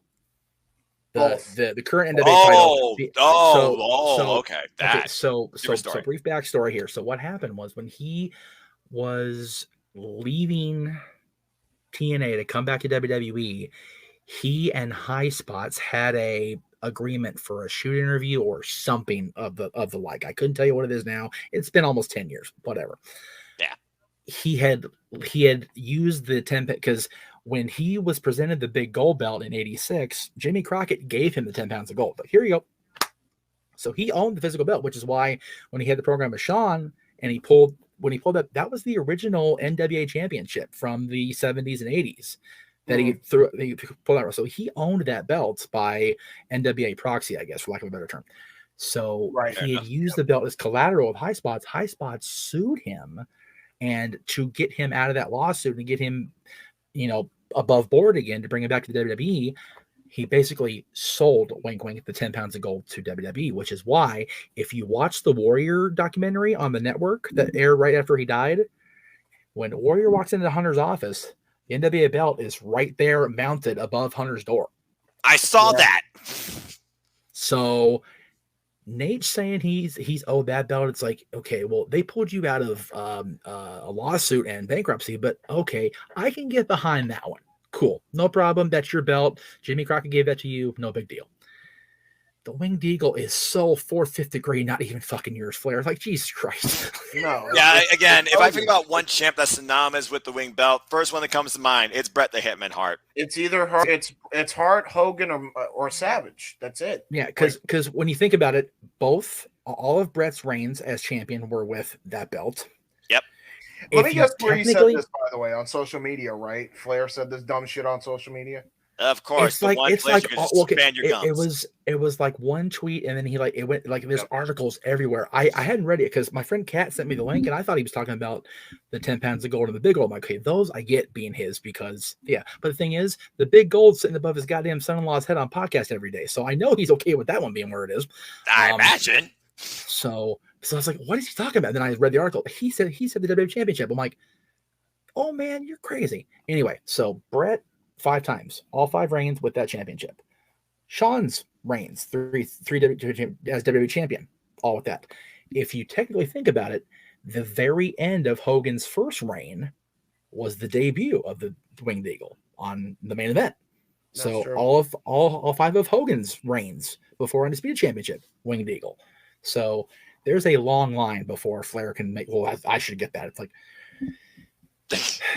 him and his daughter are just again. like, it's like, oh god. Anyway, So again, I very rarely shit on Ric Flair because I have just so much respect for what he did as a wrestler, how he carried himself on camera and everything.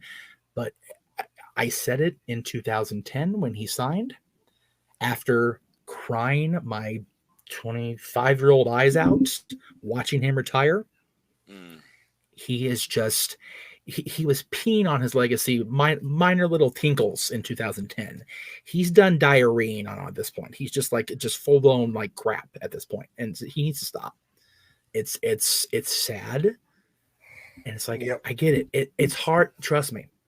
Noah has been around for a little bit now. How many times have I retired from NoDQ? I've lost count. Exactly. So, and that's only been the last 20 years Flair's been in this business his whole life, since, next year it'll be 50 years. If you think about it, 72. Good Lord. So I get the inability to totally separate yourself, to separate Richard Flair from Ric Flair. I get it. But much like these young punks out here on social media that just can't seem to separate, man from tweet, Rick is too old to be acting like a fool like this. It's ridiculous. He was too old He was too old in 2002 with the plane ride from hell. I mean, he was too old in 2000 when Scott Steiner was calling him an old fuck. I mean, really. So it's ridiculous. And for me, it's like he's out there saying, "Oh, Hulk's got, he's in terrible bad shape." It's like Hogan posted a picture on Instagram where he's flexing at 275. He's looking pretty goddamn good to me. And of course, The Rock never ages, and that's just a whole different story in Animal. Well, Rock's got that combination of black and Samoan don't crack. He's going to be 35 years old the rest of his life, the son of a bitch. So, and I'll tell you what, he is the only thing that will save tomorrow's show. Bar none. Bar none. If that happens, I will literally buy a random NoDQ Galaxy member that does my freaking predictions like a NoDQ shirt. I will be shocked if that happened. Yeah, no, that's it's so funny. I would sooner join TikTok than believe The Rock is going to show up tomorrow night. Yeah, he's not. That's one thing I will never say I'll do because I'm never going to do it. Like even if I bet TikTok, I'm never actually do it because I hate it. I despise the damn thing. Me too. Right. And Jeff, you know me. I only go on social media to literally be like a commentator and just talk pro wrestling. That's it. Yeah. And see, the thing is, people never understand why I didn't use a different name 20 years ago. It's like, because this is how I really feel. You're being you. You're not being another character. Yeah. You're not being somebody else. You're just being you. Yeah. And that's why I use my name. Even if it's in the username format, I use my name.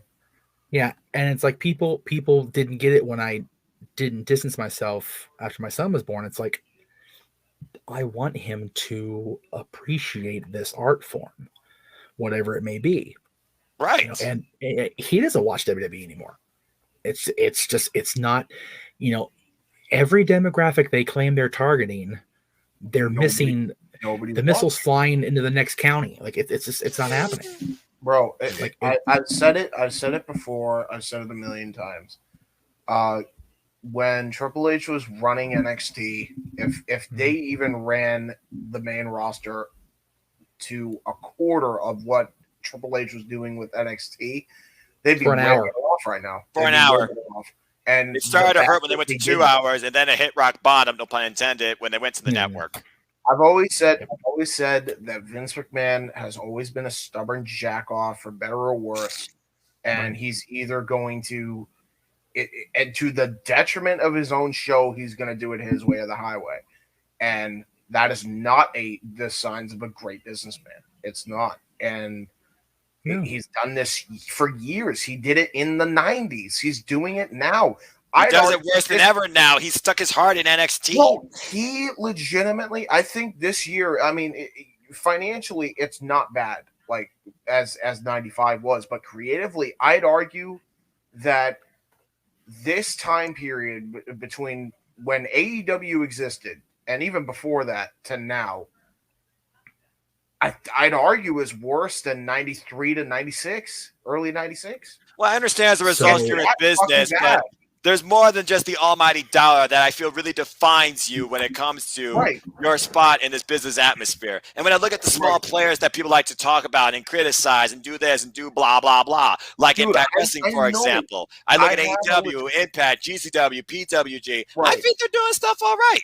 Not just that, like I actually have a source that's telling me Fox ain't renewing them. I know this for a fact. I can They're see that. pissed. He's pissed off both networks. Yeah.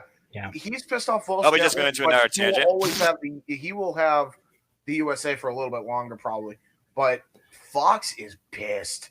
They want nothing to do with them. They've wanted nothing to do with them when they fucked up by not signing Punk. They have not wanted anything to do with the WWE.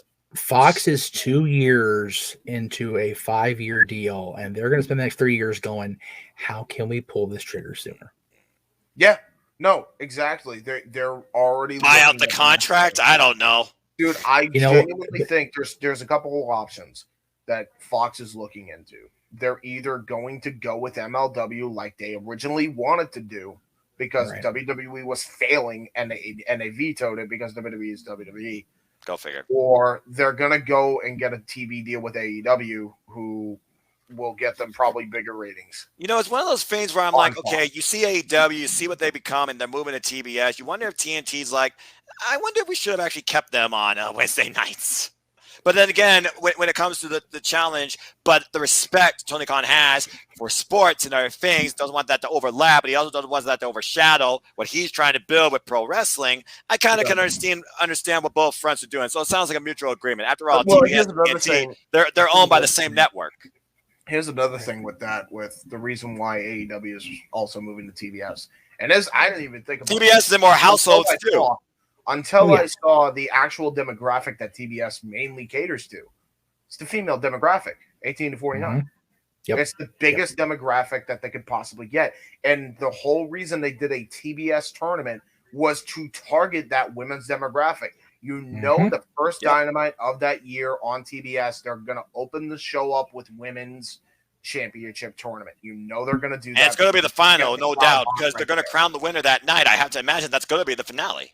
It has to be. That has to open the night, and then you know you can have the men close the night or whatever. I've had friends very vocal about the pictures, particularly during the women's matches, and I kind of can understand where she's coming from. But at the end of the day, this is television, and truth be told, it's not just the women matches. They do it other matches too. It's just sometimes booking decisions just come into play, and it's almost like, they've been to that spot. But at least in this TBS tournament, they've been giving women a different spot and more of a focus. And I feel right now they really are evolving their roster. And with who is free now in the industry and who could come going forward, the sky's the limit, or who else could show up in AEW.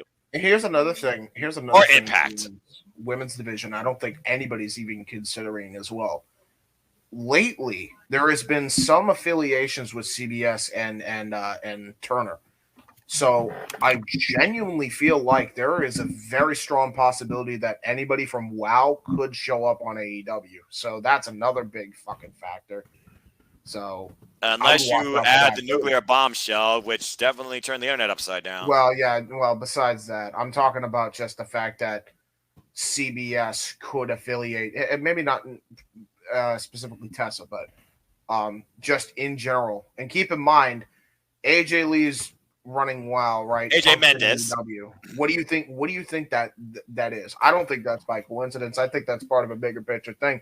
They may they may say they're doing specials on TNT, but who knows if that even lasts? Maybe they'll do the specials. Well, on TNT. I feel it comes down to that underlying business strategy that we don't understand because, one, we're not investors. Two, we're not in the business, but just been in the business. Yeah. And again, it's one of those things you got to see play out for yourself before you really try and interpret it. And again, we're just fans. We're just giving opinions. We're not necessarily judging. We're not even freaking dictating. We're just throwing those thoughts out there and trying to connect the dots in our own way because we are curious and ambitious towards the future of professional wrestling, not just AEW. Thank you, Swerve. I'm glad you're enjoying this. I'm glad you're enjoying this overtime conversation because I sure as hell am. What were you gonna say? Because I feel like I cut you off too many times. I don't even remember. It doesn't even matter. I don't even care. It was great. I just, in case you needed. This is a podcast in itself. This is Talk Wrestling After Dark. Yeah, exactly. That's it. After dark. That's it. I love it. So yeah, you know, it's funny. I think back 20 years to that little stooge Jamie Kilner. Oh, I don't want wrestling on my network. You little bozo. Fuck Jimmy Kilner, man. Like he was more. Here's the deal, and a lot of people think that this is crazy. Everybody says, well, Bischoff is to blame. He obviously, Bischoff did do some stuff, whatever. He did stuff, but he was not the source to blame. He tried to save WCW to a degree. That would have saved them, regardless of how they were doing in the ratings. Can you imagine an alternative timeline if the thing that Bischoff was trying actually ran through and we never got WWF or DE, whatever you want to call it, 2001 invasion angle at all, too? Can you imagine? Here's another thing. Here's another thing to consider this, too.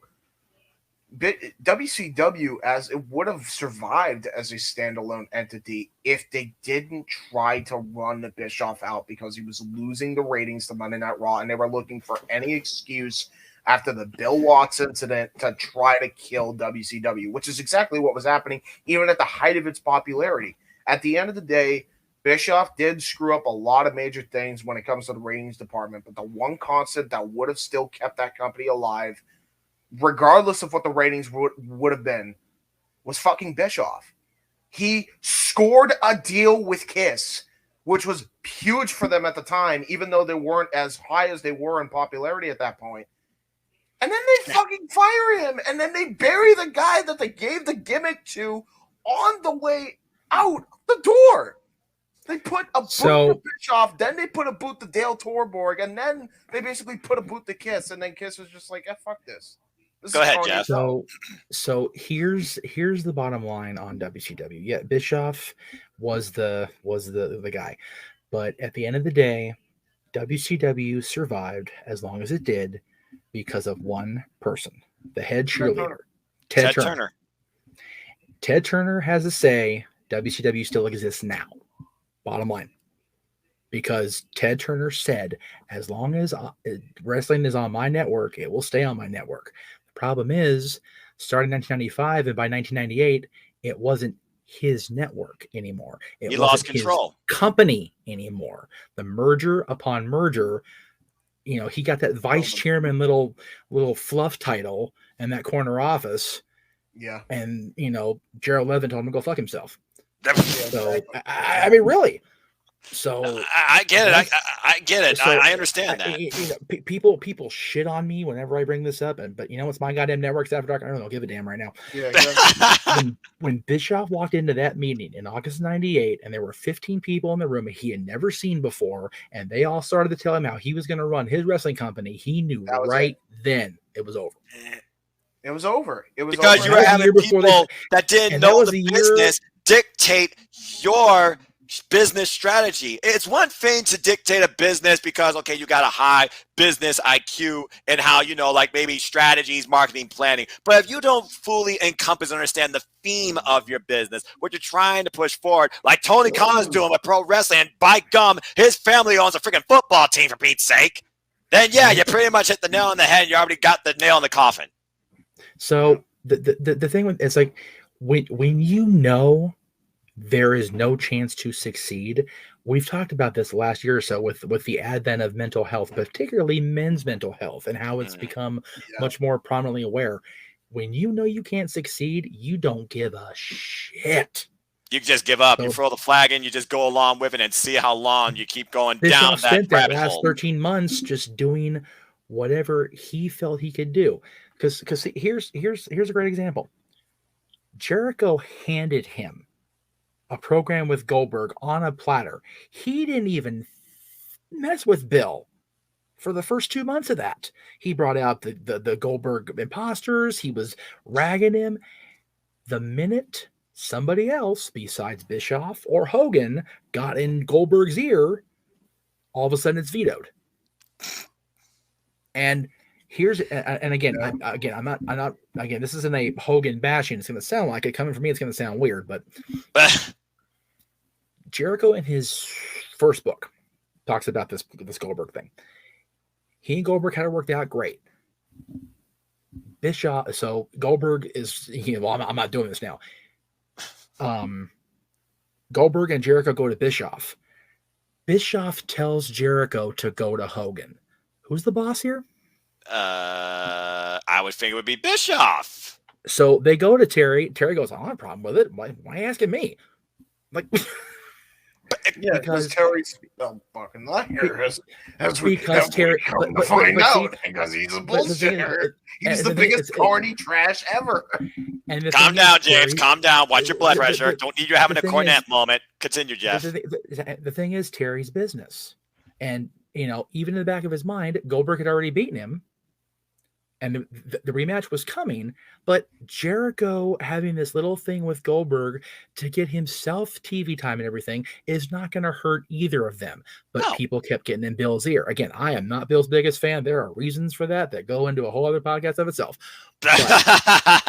But Jericho, and to a lesser extent Bill's involvement, handed him a program that goes into Fall Brawl, even Halloween Havoc if the Dallas Page match doesn't happen. Jericho, same thing. That program got squashed like a bug, and he spent the next 6 to 8 months going, how the hell can I get out of here faster? And he was gone by August 99. Here's another problem. Here's the biggest problem out of that whole thing. That realistically, it could have probably still happened, the Jericho and Goldberg program in general, but at the end of the day, not for the title. It was not Bill's time. I'm sorry. It wasn't. No. It should have been at Starrcade. It should have been Hogan and Bill at Starrcade. And they blew their load too early for a cheap rating spot because they were getting their ass kicked by the WWF. They wanted that big bump, James. They wanted that big bump. But the thing is, for Chris, it wasn't about being for the championship. It was about working with the champion in the main event, title or not. Right. It was about literally giving the showcasing point. When I think about this industry, and again, speaking as a fan, because I don't know doodly squat, because I've never even done anything periodical. I'm not even a wrestling journalist, analyst, whatever the hell you want to call it. I'm just a fan. Just speaking with Meltzer, but he says he is. Anyway. Yeah, anyway. You look at the industry, it's like, okay, you see this person you supported the industry. Oh, why aren't they champion yet? Damn it, they gave the person this belt instead of this person. Damn it, why is this person not the champion? And sometimes it's one of those things where you look at, are they prepared? Do you realize what goes into a champion besides they finally got the belt? They are that leader. They are that focal point. They are that role model. They are the ones that are to endorse the future, guide what is to come, and bring up the next person to walk or step in my shoes. When I feel like it comes to crowning a champion or showcasing someone as a champion, a lot more goes into it, just a freaking name. And I feel like you just feel like this guy should be on top because they've been here for this long. But like you said, it was a short thing. All he needed to be was just in that spot. The goal did not need to be it, but it seemed like the goal was the focal point at the end of the day. And I wonder that's just another one of those things where it's like, you look at the booking, it was flawed, it was overwrought. It's one of those things like, it didn't need it. If he never had the gold in 98 until Starrcade, the Jericho and Bill program would have gone on without a hitch. Guaranteed. Oh, yeah. So here you go. To James's point about Jericho. So Jericho never becomes WCW champion in the actual WCW. He becomes WCW champion in the WWF, of course, at No Mercy. And then he's the undisputed champion. And he talks about it in the second book, oh God, it's bad when we're gonna make Jericho champion. It's like, okay, Vince, first of all, you won the war. You have complete control over the wrestling industry, at least in this country. Well, you've got 4 guys going into this little mini tournament you've put together. if you have such little faith, why are you being a dick and saying stuff like that? Now, was Jericho in 2001, 2002 ready to be the champion and be the locker room leader like you just said, Noah? Absolutely not. Was Jericho the pseudo Nick Bockwinkel in 2008 world champion ready to be locker room leader? Hell yes. So he was superstar of the year and tag team of the year the same year. Yeah. Him and Show. That Chris Jericho 2019 in AEW is a locker room leader, is a world champion. Bar none. And that's why, again, not just the fact why he was put forward as the first AEW world champion, and then they pass it off to Jon Moxley, and you look at how long, honestly, the first real organic top rising star in AEW to be that locker room leader, I feel like, is him and Adam Page. That's why they did literally this saga for 2.5 years with him. Yeah, well, I mean, not to mention, they talked about pillars. I mean, let's talk about the 4 original pillars, the 4 main event pillars are Jericho, Moxley, Omega, Page. I mean, it was clear as day. Established names, have owned the industry across the world, and can wrestle with anybody and make them look good. And now you have this foundation of originals in AEW as your 4 pillars. Now they're going to carry professional, not just AEW, professional wrestling for generations in MJF, Darby Allin, Jungle Boy, and Sammy Guevara. 4 completely different identities in wrestling. And then you also have the women, which they're really building as the best I've ever seen them build a women. It goes like this. I'm not fanboying. We're just speaking facts, and you all can take it for what you will. Again, it's our opinions. If you actually try and look at what you have, let them try and figure out themselves.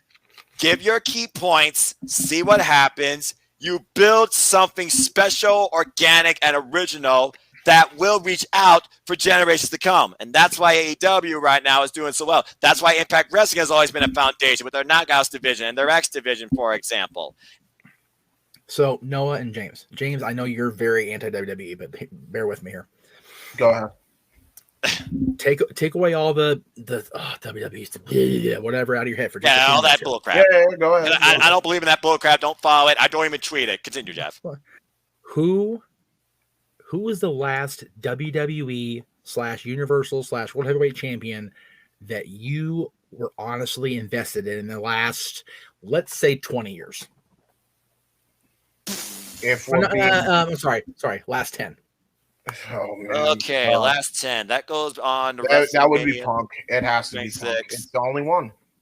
For me, I feel like it's Punk. And again, he got shafted because the bigger name was the bigger focal point. Because in the day, he was looking for the bigger selling point. He wasn't looking for, okay, CM Punk can actually maybe do this with this person, and maybe this person can really shine with CM Punk. This could be special. It's what Chris Jericho tried to do to raise CM Punk when he took CM Punk on at WrestleMania. Yeah, it was and that wasn't underlaid because, again, you had Rock and Cena.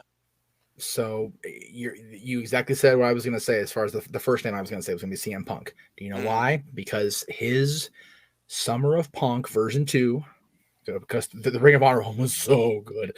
That was so good. But yeah, it was organic. His contract was running out, and he went to Vince and said, "This is what I'm doing now. Take it or leave it." And he made it happen. And for a guy who was literal off-screen acquaintances / friends with John Cena in that summer and didn't like Phil like a lot of people, okay, I bought it. I got it. Yeah. Okay? Then you fast forward another 2 years. Summer of 2013. John Cena is told, pick your opponent for SummerSlam. He was also told that behind the scenes. Who do you want to face you at SummerSlam? And John Cena on screen says Daniel Bryan. John Cena off screen says Bryan Danielson. I want him in the middle of the ring at SummerSlam. And off we go from SummerSlam to WrestleMania. That build was just a thing. It kept me going because I believe that, Daniel Bryan deserved it. They invested me. They made me angry. They were like, he's going to do it, you sons of... And they kept costing him every possible way they could. Until he finally culminated at the moment at WrestleMania 30. That was special. And what was funny is it wasn't supposed to be that way. No, it wasn't. I'm sorry, James, go ahead. It actually was one of those things too, where you just hit the nail on the head, Jeff. Where it turned into a shoot. It wasn't even a work anymore. They were actively trying to fuck him over the Mania main event he deserved and earned. Like that was bullshit. And that moment in 2014 in WrestleMania, where he wasn't even in the match, and the crowd booed the Royal Rumble out the building. The entire match. Here's another thing that I noticed as well, and this is where I knew that they really did not want to go with Daniel Bryan, which is stupid. But so stupid. Beyond stupid. Before his injury, they had nothing for him. They fought him, but they put him in a fucking program with Kane. Like, I like Kane. Nothing against Glenn Jacobs. It has nothing to do with Glenn as a person. Not at all. Not at all. The fact that you just put him in there with Kane and have no big plan for him after that was abysmal booking. It was so abysmal. It was so unbelievable. Like, they had no plan. The minute he returned back from injury, they made him a Intercontinental upper mid card, and that pissed me off. Like, so I can't even say Daniel Bryan because his win was great, but was I invested in him as the champion or invested in the way they built, or in a lot of cases, ironically, unbuilt his fucking title win? It's more so you were invested in the moment when it happened versus when it actually did happen, what followed afterwards. So that's why I say it's got to be Punk, because Punk, even though he was getting fucked, but there was more interesting stuff. That at least he was being presented as a main draw for the company, because if they did anything else, he would have walked right then and there. So, I mean, he made his case. Roman's doing that now. Why do you think Roman has the champion? Because he tried to walk. He's trying to walk. And to be fair to Brian and to my argument with Brian, he and I were also really good friends for the better part of 10 years before he got signed by WWE. So I'm a little bit biased, but at the same time, he cashes in and wins the world title with again, Money in the Bank is a bullshit cash in unless you call your shot like Cena and Rob did, but it's a bullshit cash in. He pins the Big Show after the match of Mark Henry, which is another crapshoot. His entire big gold belt world title run was a joke. Mm-hmm. Right. And then he gets his head kicked off in, what was it, 18 seconds? It was 18 seconds at WrestleMania 28. Yeah, 28. And both Sheamus and Daniel Bryan were pissed off about that spot, too. So I'm sure if you guys listen real closely during that pay-per-view, you could hear destruction of property in a corner of Long Beach, California. That was my apartment.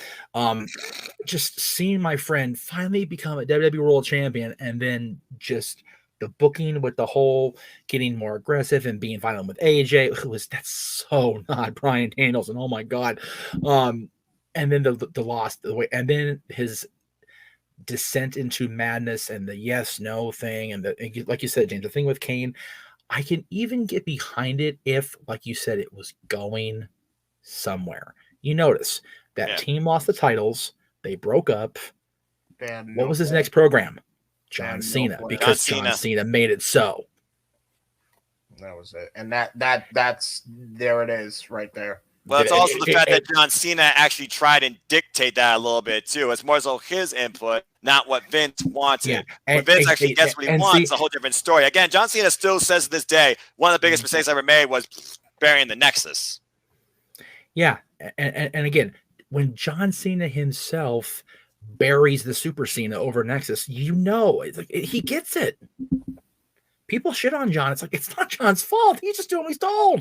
Again, that's the thing. It's not the freaking character's fault you see on screen, nor the person themselves. It's the booking. That's why everybody that gets pissed off at like Roman Reigns when he talks out of turn and shits on Punk and whatnot. I'm like, why?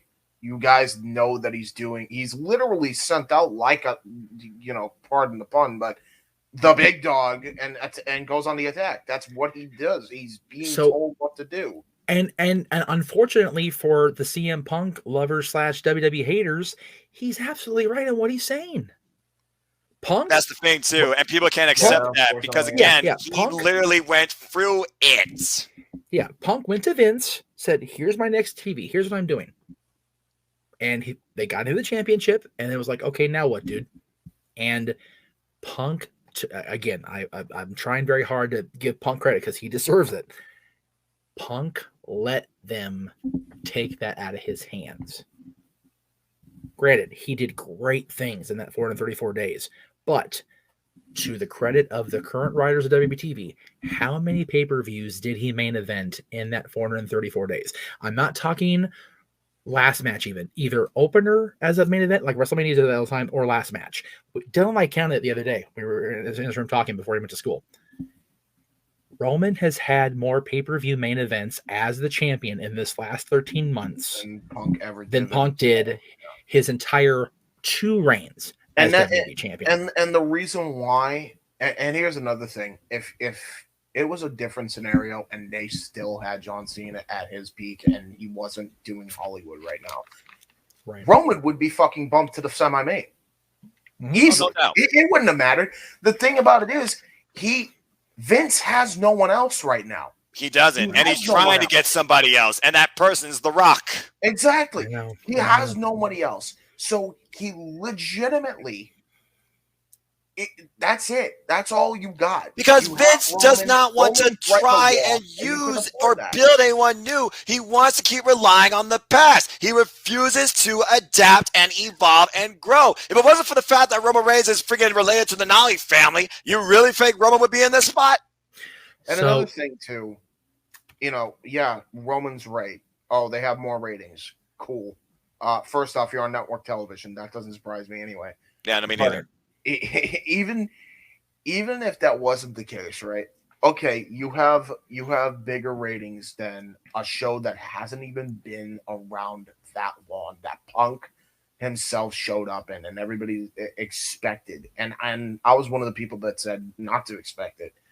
And then you broke when it happened. Punk to just skyrocket AEW over the 2 million mark. And my thing was, absolutely fucking not. It wasn't going to happen. And the main reason why is because, and it has nothing to do with Punk, but the culture that has been formulated in the IWC, particularly by Vince and his cronies that he freaking sends out to talk all this massive shit about other companies. If it's not WWE, nobody cares. And thus creates the toxic environment that we are in today, which causes people to either not watch, not give it a chance, or people that did want to give it a chance tune out because they see the bullshit on social media and say they say, fuck this shit, I'm out. And that's why I only try and encourage just enjoy life, enjoy wrestling, James. You hit the fracking nail on the head. I mean, again, also to go back to what the Fox thing says, TNT, TBS, Tony Khan's business relationships, they are happy with what they're seeing and getting. Yes. Yep. Indeed. And that's why they're on Turner. That's why they're going to continue to be on Turner for years to come. They're going to sign them to another 5-year deal if Fox doesn't try to get the jump on them first. If Fox gets AEW, I'm going to be freaking laughing my butt off. If they get that deal, okay, AEW, you're officially made. Anyway. That's the thing. And people are like, okay, oh, nice. Santa Claus said. But yeah, no. It's the holiday season. You got to get festive, all right? I'm losing my voice. Go ahead. Go ahead, Jeff. Sorry. Ooh. There we go. No, I was just trying to get my screen so you can see the whole shirt. Okay. Anyway. Okay. So it's just so frustrating because it is. You watch it. It's too hot for this hat. Fuck that. I'm the one wearing a suit, so what do I know? .com. Anyway. There you go. So, it's very frustrating. But yeah, like you said, with Punk, Punk had control of his own destiny. He allowed, for whatever reason, the company to take it away from him, and he just got he was done. There was no reason, zero reason to bring The Rock back and have him take the title from Punk, other than to give John his win back. And again, I will be okay with that because I'm a John guy. Okay. But Rock coming back in the first place, what did that do except give Rock the legacy of he's the only person to beat the guy from each generation at WrestleMania? Hulk Hogan, Steve Austin, and John Cena. That's another thing too. They could have still Nothing. accomplished that. They still could have accomplished that regardless. Regardless, like you could, you didn't need the title for it. Yeah, granted, it would have added sweetness, but he still would have been a guy that beat a top guy from each generation. Well, again, James, it goes back to what we were saying earlier, using that spot for showcasing, but then oversaturating it with an unnecessary part, the title. It's almost like the title is not necessarily the focal point here, but they make it that focal point, and it ruins kind of what you're trying to do. Well, the problem with it is the original main event with them was not for the title. It just became a main event because it's, oh my God, it's Roxana. Right. It's supposed to be once in a lifetime, right? You know what would have been a bigger draw? The streak was always the biggest draw, and he was still undefeated. Yes, he was. The streak. The main event. The main event should have been Punk's undefeated title streak versus Taker's WrestleMania undefeated streak. That was the money match. That was instead they did it as a mid-card spot at WrestleMania 29. Yeah, that was it. Like you didn't need to even try. It was in the stars. Again, this all comes down to one word. Where you talk about the streak, you talk about championships, you talk about endorsing the future, you talk about things that were once special to you, like Money in the Bank. Comes down to one thing: booking. And for the last who knows how many daggum years, the biggest downfall point to WWE is their booking. It's that mania. It's gone downhill ever since. It's gone downhill worse than the Attitude Era. Because the Attitude Era, they lost a goddamn lot of fans, but at the same time, they still maintained like a really steady pace for years. They never really fell off that 3 million mark. Now they kept dipping a little bit year over year, but they still always managed to bounce back, and it was always going back to that 3.4, 3.5. During the original brand split, it was 3.4, 3.5, 3.6, sometimes 3.8. They were doing well until Mania 29. I'll even say 28. I'm about to say, I was going to say 28. I could see that, but I would say 29 more. 27 was the tipping point. 28, I was like, what? No. See, I enjoy 28.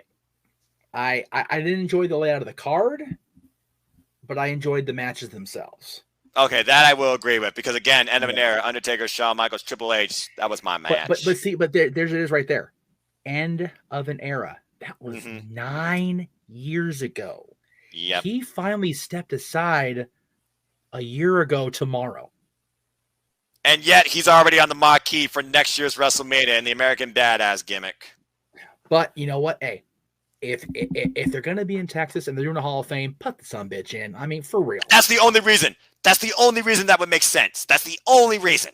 But I digress. And even then, that's a stretch. Like, just let the dude retire in peace. And by the way, if they want to have the American Badass deal go on and they have him come up to Limp Bizkit or whatever the fuck, just have him be inducted. Have him come out, chokeslam, tombstone, done. You don't even need to have an official match with him. Just advertise that he'll be there. If you want him to be there, have him do the walkout for the Hall of Fame. Walk out to get the clap or whatever with all the people out there. The standing rousing ovation. Have him do the wheel down that freaking ramp at TNT, and you're good. Have him do the Stone Cold. Bottom line, like Stone Cold did with the freaking ATV at WrestleMania. Not even that. Like The Rock did last time they were in Texas with the flamethrower. You can't get any more freaking Dallas Stadium than the goddamn Dallas Cowboy cheerleaders. Kick stepping your ass to the ring. I mean, that's just money. So they're not going to do that. Some would say that's the cheerleading faction in the country. Anybody that doesn't can unsubscribe from me right now because you're full of shit. Yeah, look, I'm not Jeff. I'm not even. I'm just a pro wrestling fan, and even I am not going to disagree with you. The Dallas Cowboys. Seriously, for me, 11 months out of the year, the Dallas Cowboys cheerleaders. December, the Rockettes. I'm good. All right then. We're good to go. And it's they'll talk about the most gorgeous ladies on television. It's like, do you guys watch football? Do you guys watch in New York City? Yeah. Anyway, enough said. I don't, and I saw that WrestleMania, and the yeah, Jets. enough said. The Jets. That's all I gotta say. Dude, they give green a bad name. They need to ditch the green because they're really pissing me off. My favorite color is green, and they give it a bad name. Forest green specifically, they have on their damn logo. Why? How dare you? How dare you, Jets? Yeah, just can we just like pretend the Jets, like, can we just get the Jets and the Giants, they play the two, the sons of bitches, and like get them, and like every WrestleMania since 28, put them in a little ball, just implode the stadium. Just, you know what's bad when XFL's New York Defenders look better than the Jets. Oh God! Ouch! XFL 2001 at that. Yeah. That's a low blow. No, true. Dude, their ass. Yeah. So I forgot what the hell we were. Oh yeah. So no. You made a great point. You talked about booking since WrestleMania 20. Think about it. You had Edna Venera.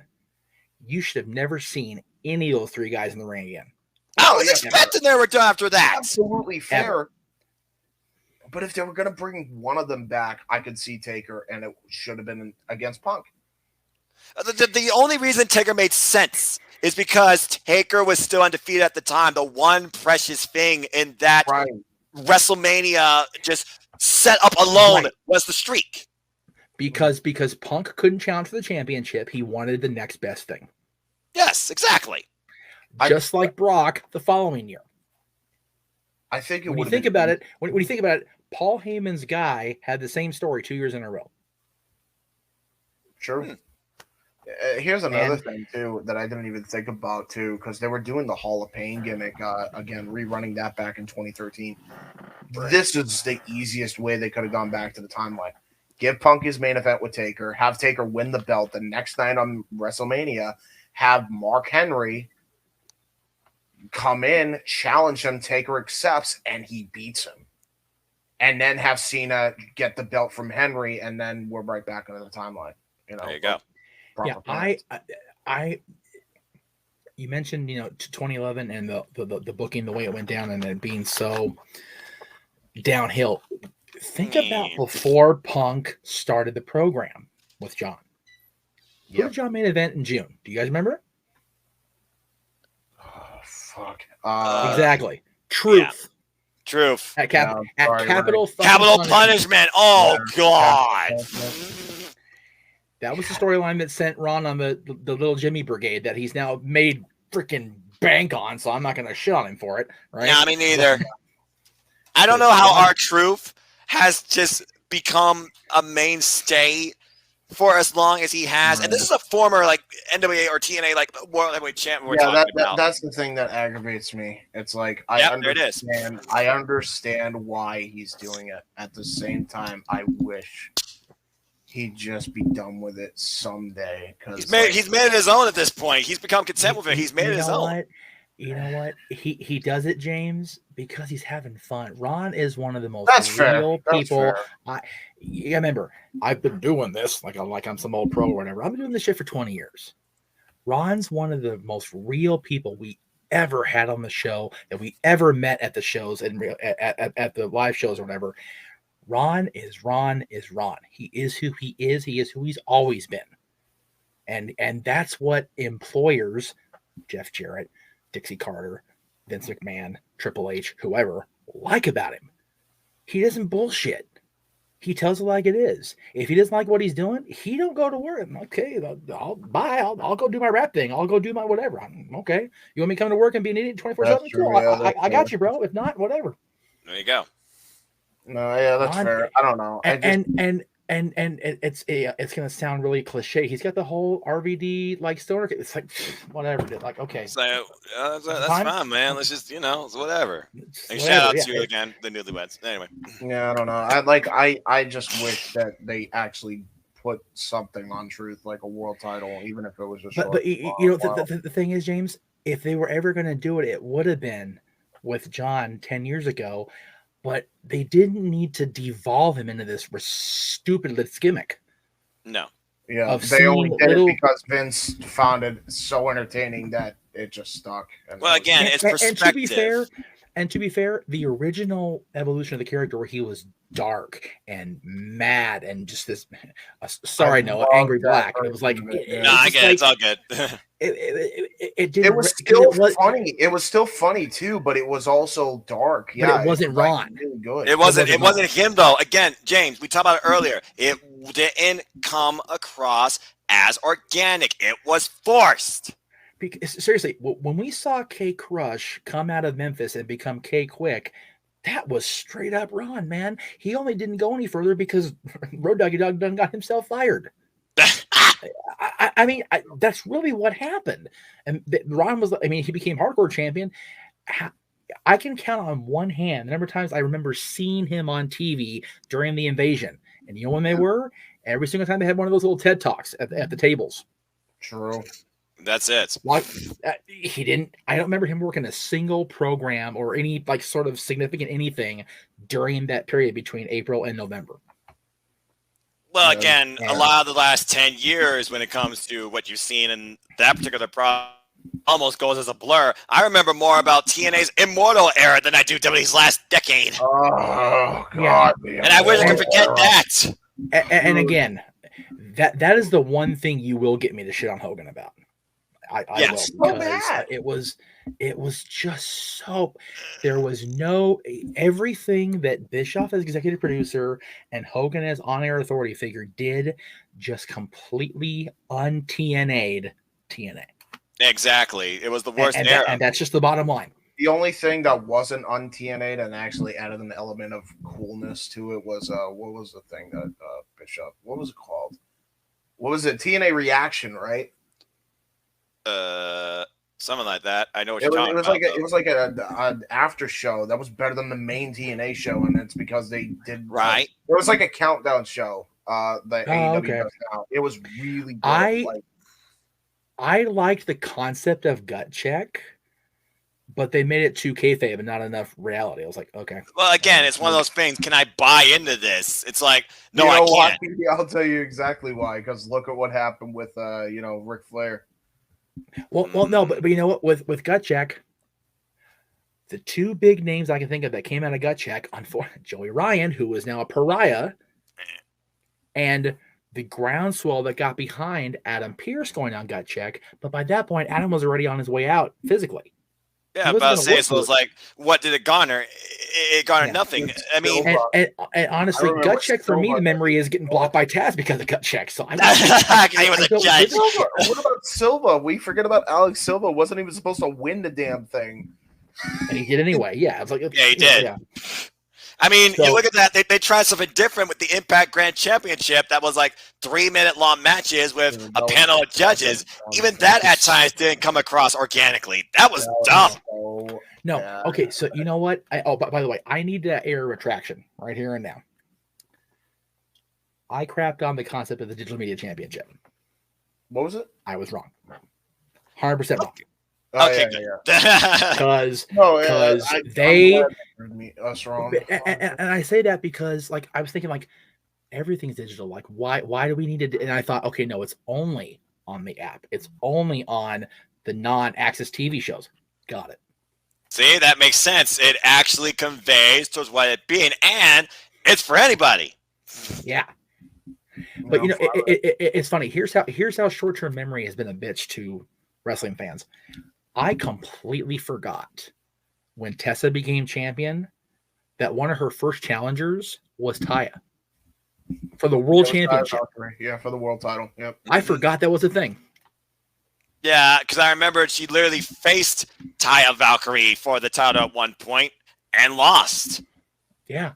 As far as the knockouts have, but no, I mean Tessa defended the world championship against Taya. Yes, she did. That.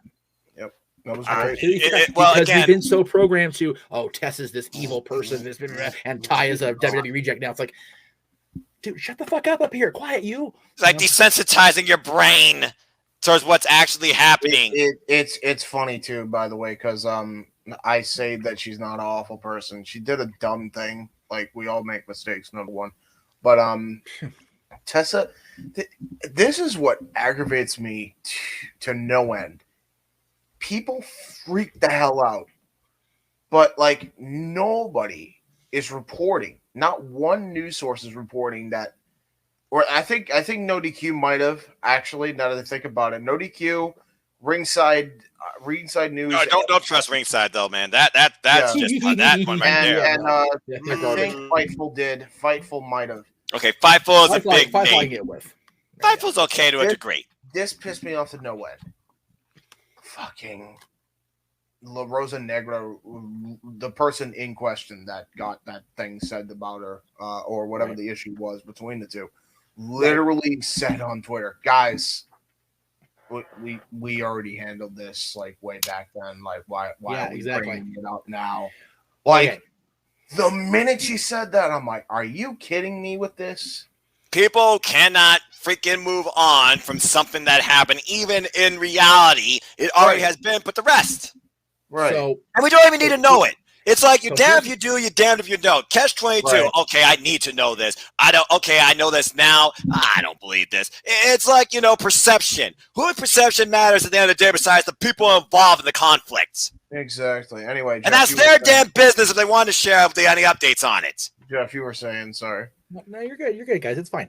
So I will say this, and this is, I'm gonna try to sign off because it's damn near midnight for me. Oh my god!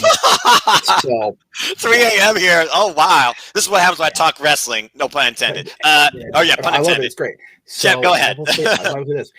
I love this. The biggest problem for me, and again, this is a 38-year-old white man in California, so take it for what it's worth. The biggest problem in society is retroactive condemning.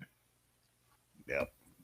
Simple as effing that. Yeah. Now, and again, it's a problem in wrestling, no doubt about it. But what has Vince always said? Wrestling is a microcosm for society as a whole, good, bad, or ugly. Mm-hmm. Yep. Now, so again, I'm not going to. By that logic, I agree, and Tesla should not be blackballed from the industry. No, and I will say this. I don't remember who said it, so forgive me if I offend somebody that actually likes me and I like them. I forget who said it, so whatever. They criticized Jeannie Buss, who owns WoW. Yep. As an LA boy, who her father owned the Kings as well as the Lakers. People forget that. Do not criticize Jeannie Buss on my timeline. Go fuck yourself. Seriously. Exactly. As a local native, he has every right to say that, and I have nothing to say. Wept when Dr. Buss died, like cried stupid, ugly tears when Dr. Buss died. I cried it when I watched his funeral when I forgot his name and I'm an asshole for it. The gentleman who sings "You Got a Friend in Me" in Toy Story. Randy Newman. Randy Newman, thank you. God, They got a friend in me. Randy sang that song at Dr. Buss's funeral because he and Jerry were lifelong friends. Okay. Wow. So as a Disney fan and as a Dr. Buss fan, there was a puddle. It was terrible. For Jeannie Buss to take a chance on what could be a bad investment in the eyes of wrestling fans, you know what? She's got her father's nuts. Good for her. Like, really. Respect. Let her. And to bring AJ Lee in when, AJ Lee, people love AJ Lee. People respect AJ Mendez. They look at her as a role model. Yeah. People forget how controversial she can be if she wants to be. Oh, yeah. Exactly. So, let's wait and see how the product goes. Let's not watch the press conference and go, fuck this. I ain't watching it. Breathe. Have a Sanka. Take a nap, and then watch the show when it debuts. Bro, if the show is shit, I'll be the first one up here with a fucking poop hole going. This show sucks. Thank you. Look, Tessa, and let me tell you all something, whether anybody else wants to admit it or not. If not Tessa to be the first champion of this new era, then fucking who else you got? No, you know what? Even if they don't. Even if they don't, again, it goes building a foundation. Right. Tessa can help. They have a champion in place still from they had the champion previous inauguration, at the press conference. So, I'm okay with that being the first part. And if Tessa doesn't win, I'm actually okay with it. Same. I mean, I don't think Tessa necessarily wants to win unless she knows is to push that company forward because she has such a freaking connection to WoW. And honestly, if it gets off the ground enough and it gets enough support, that Forbidden Door can go across the country. And we see Tessa interact with Pinnacle. Hello, Tully's there. That's what I'm saying. Like, and that's another thing. Not even just her, but like Tessa versus Britt. I've just pitched the idea that you could also do a 4-horsewoman in AEW as well. Like, if Ashley Flair is on her way out the door, you should sign her too, because there's no better duo that I can think of than Tessa and Charlotte, and you put them in the Pinnacle. It writes and there's no better duo that'll piss every WWE stupid ass mark off. Yeah, exactly. And I will just be laughing and laughing and laughing, not tweeting, just freaking laughing. The other two horsewomen, by the way, if we're talking, since I'm on this idea and I'm that far ahead, by the way, the other two I'm thinking of also are Rachel Ellering and Teal Piper, because that would be the. I love that, Teal Piper. You know what? It's funny. I met Teal and Cole at Joni's memorial. Really? Wow. Teal wasn't in there yet. She wasn't in the business. Cole was flirting with it, but Teal wasn't. But I get like we were talking like way after we'd done the whole thing, and we were talking, and I said, "Are you ever?" And she goes, I thought about it, and I saw that sparkle, that Glasgow sparkle, and oh fuck, she's gonna get in, and here she goes. So yeah, dude, I genuinely feel like you have a great if Rachel Ellering wants to get back into the business in this country, seriously, her and Teal, and if Ashley leaves WWE, hell yes, please. Seriously, and then you got the next generation. It's the perfect. Well, I mean, to be fair, Ellering and Piper weren't horsemen, but right. But Ellering feud with the horsemen for the entire. I'm about to say they're still involved with the horsemen when it came to trying to take them on. That's why I'm saying like their fathers, like I'm thinking of because it runs in the blood, it runs in the family. Right? I can't think of any or daughters of heels like.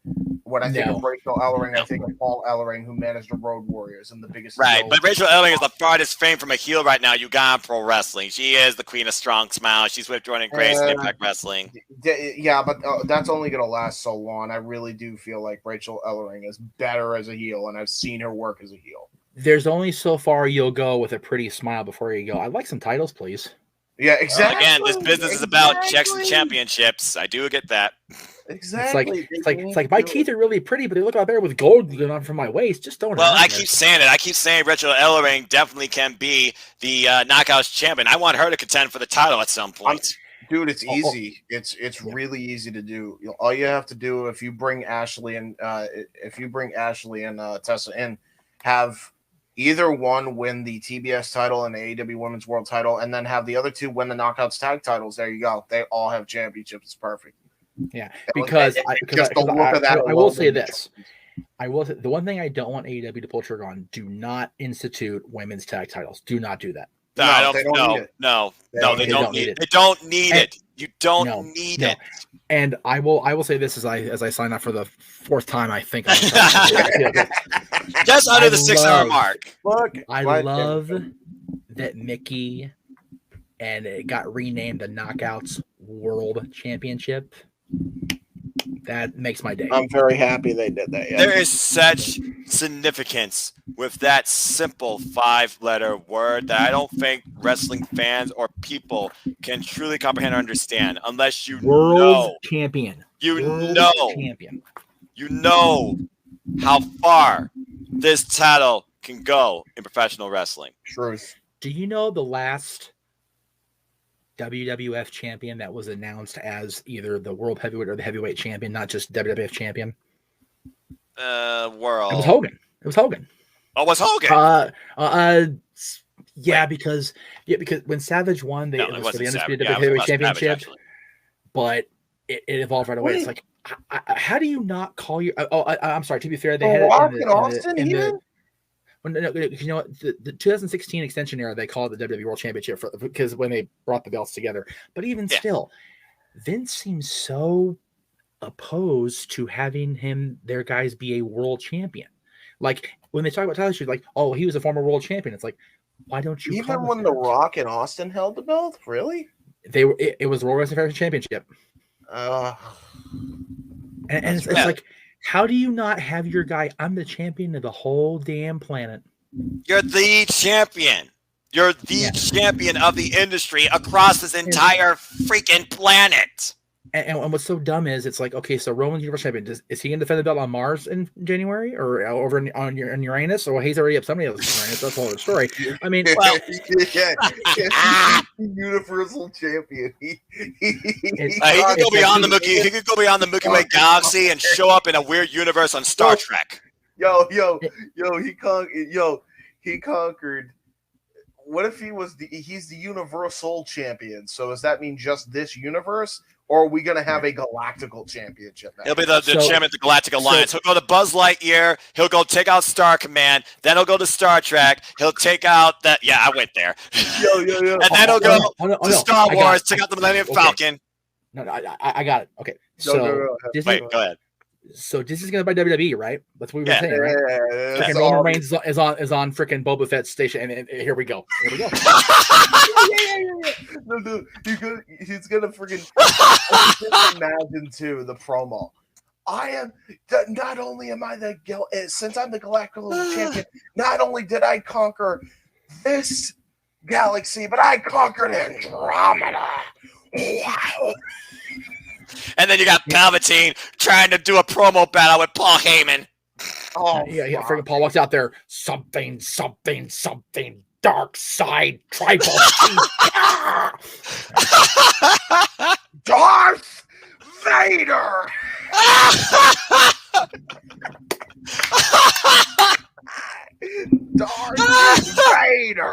Darth Vader. Meet Brock Lesnar. Dude, for real.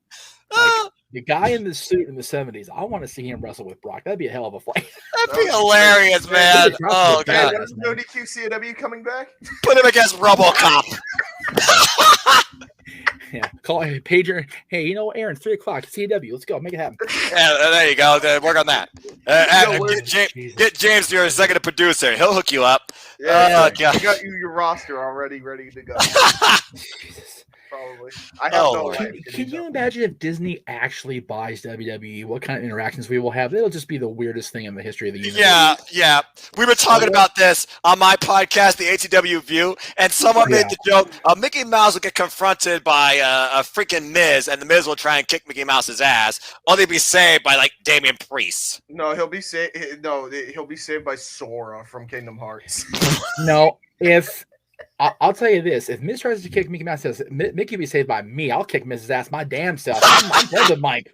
Hell with that shit. No, Miz. No. He's just like, listen, Miz, I already didn't like you before. You always were a jackass to me. I was always looking for. Can you imagine Mickey Mouse saying jackass? That would break children. It's breaking me now hearing it.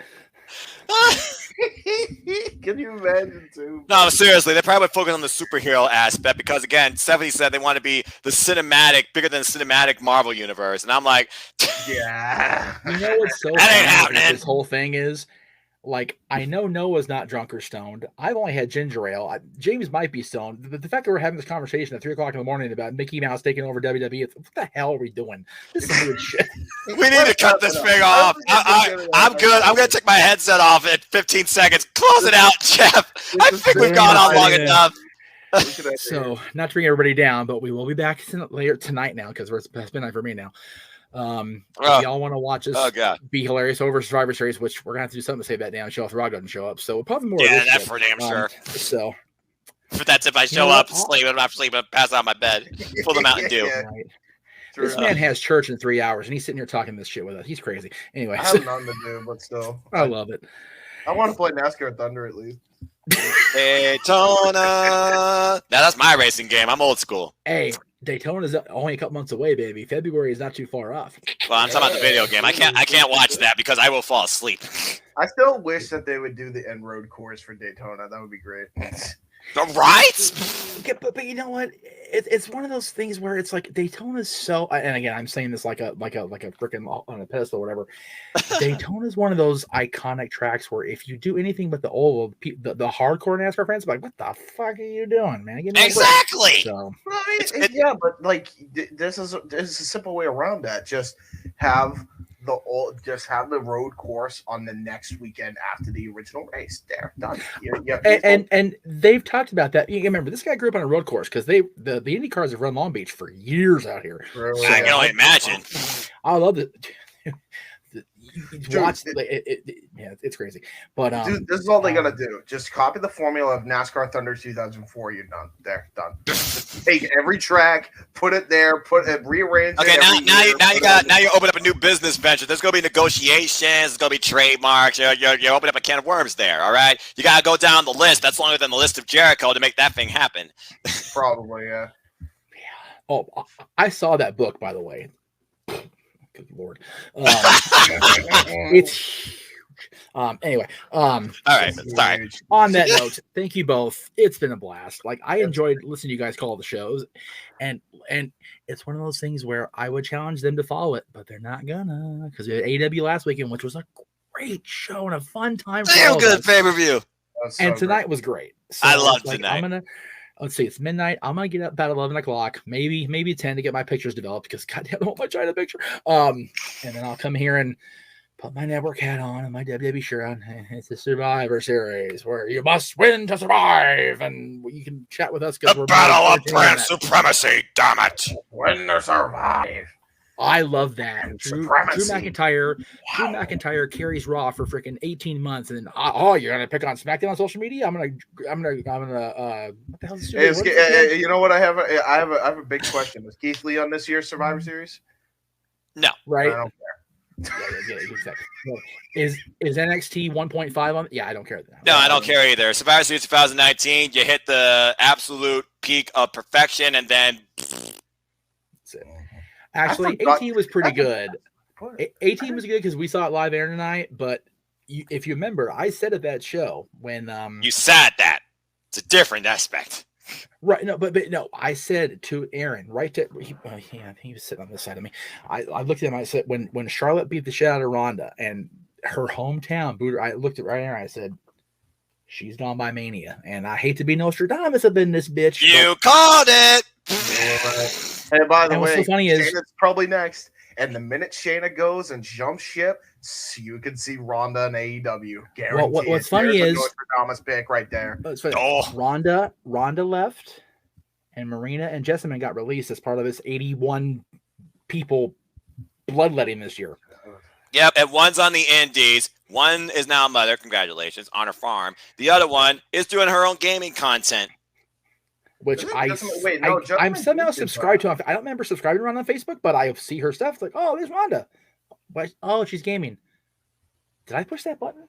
I don't remember doing it. But and once in a while, Ronda does game. Believe it or not, she is a gamer. She's wrestling too, isn't she? On a Rock, she did like promos and shit. Well, it's funny. She freaking appeared on that WWE gaming thing on the network with people. She's back on WWE. She's on a gaming show. You fucking special needs. I'm down, you dadgum fools. Good Lord. It's like she's playing a video game. She's not got the tights on. The Piper's jacket's in the freaking closet, and the plaid skirt's hung up for good. Shut the fuck up. Because she's doing up, down, down with Xavier Woods, Austin Creed. Oh, she's back. Oh, by the way, Paul Bear speaking from beyond the grave. Oh, Ronda. By the way, somewhere Percy's shaking his head at you, James. Oh, jeez. Anyway, James. Yeah, James lost his mind. I'm pretty sure he's sober. Continue, Jeff. The wording you said in, it's all good. Last night's SmackDown, or actually 2 nights ago now. Right. Really, with the Roman destroying the King of the Ring props, like, first of all, why does Roman give a shit about being the king? Number one, and which he told Paul he didn't at the end of the whole promo. Number two, could we have any freaking Star Trek 1960s chintzier props for him to just beat the shit out of? Like, really? Yeah, right. They broke that scepter like it was. Oh wait, it actually was a Star Trek style prop. It broke in two because it was a piece of plastic.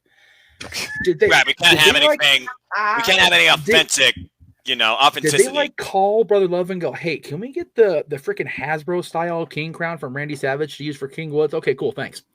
Yeah. What the shit? Assembly not required because it's a one.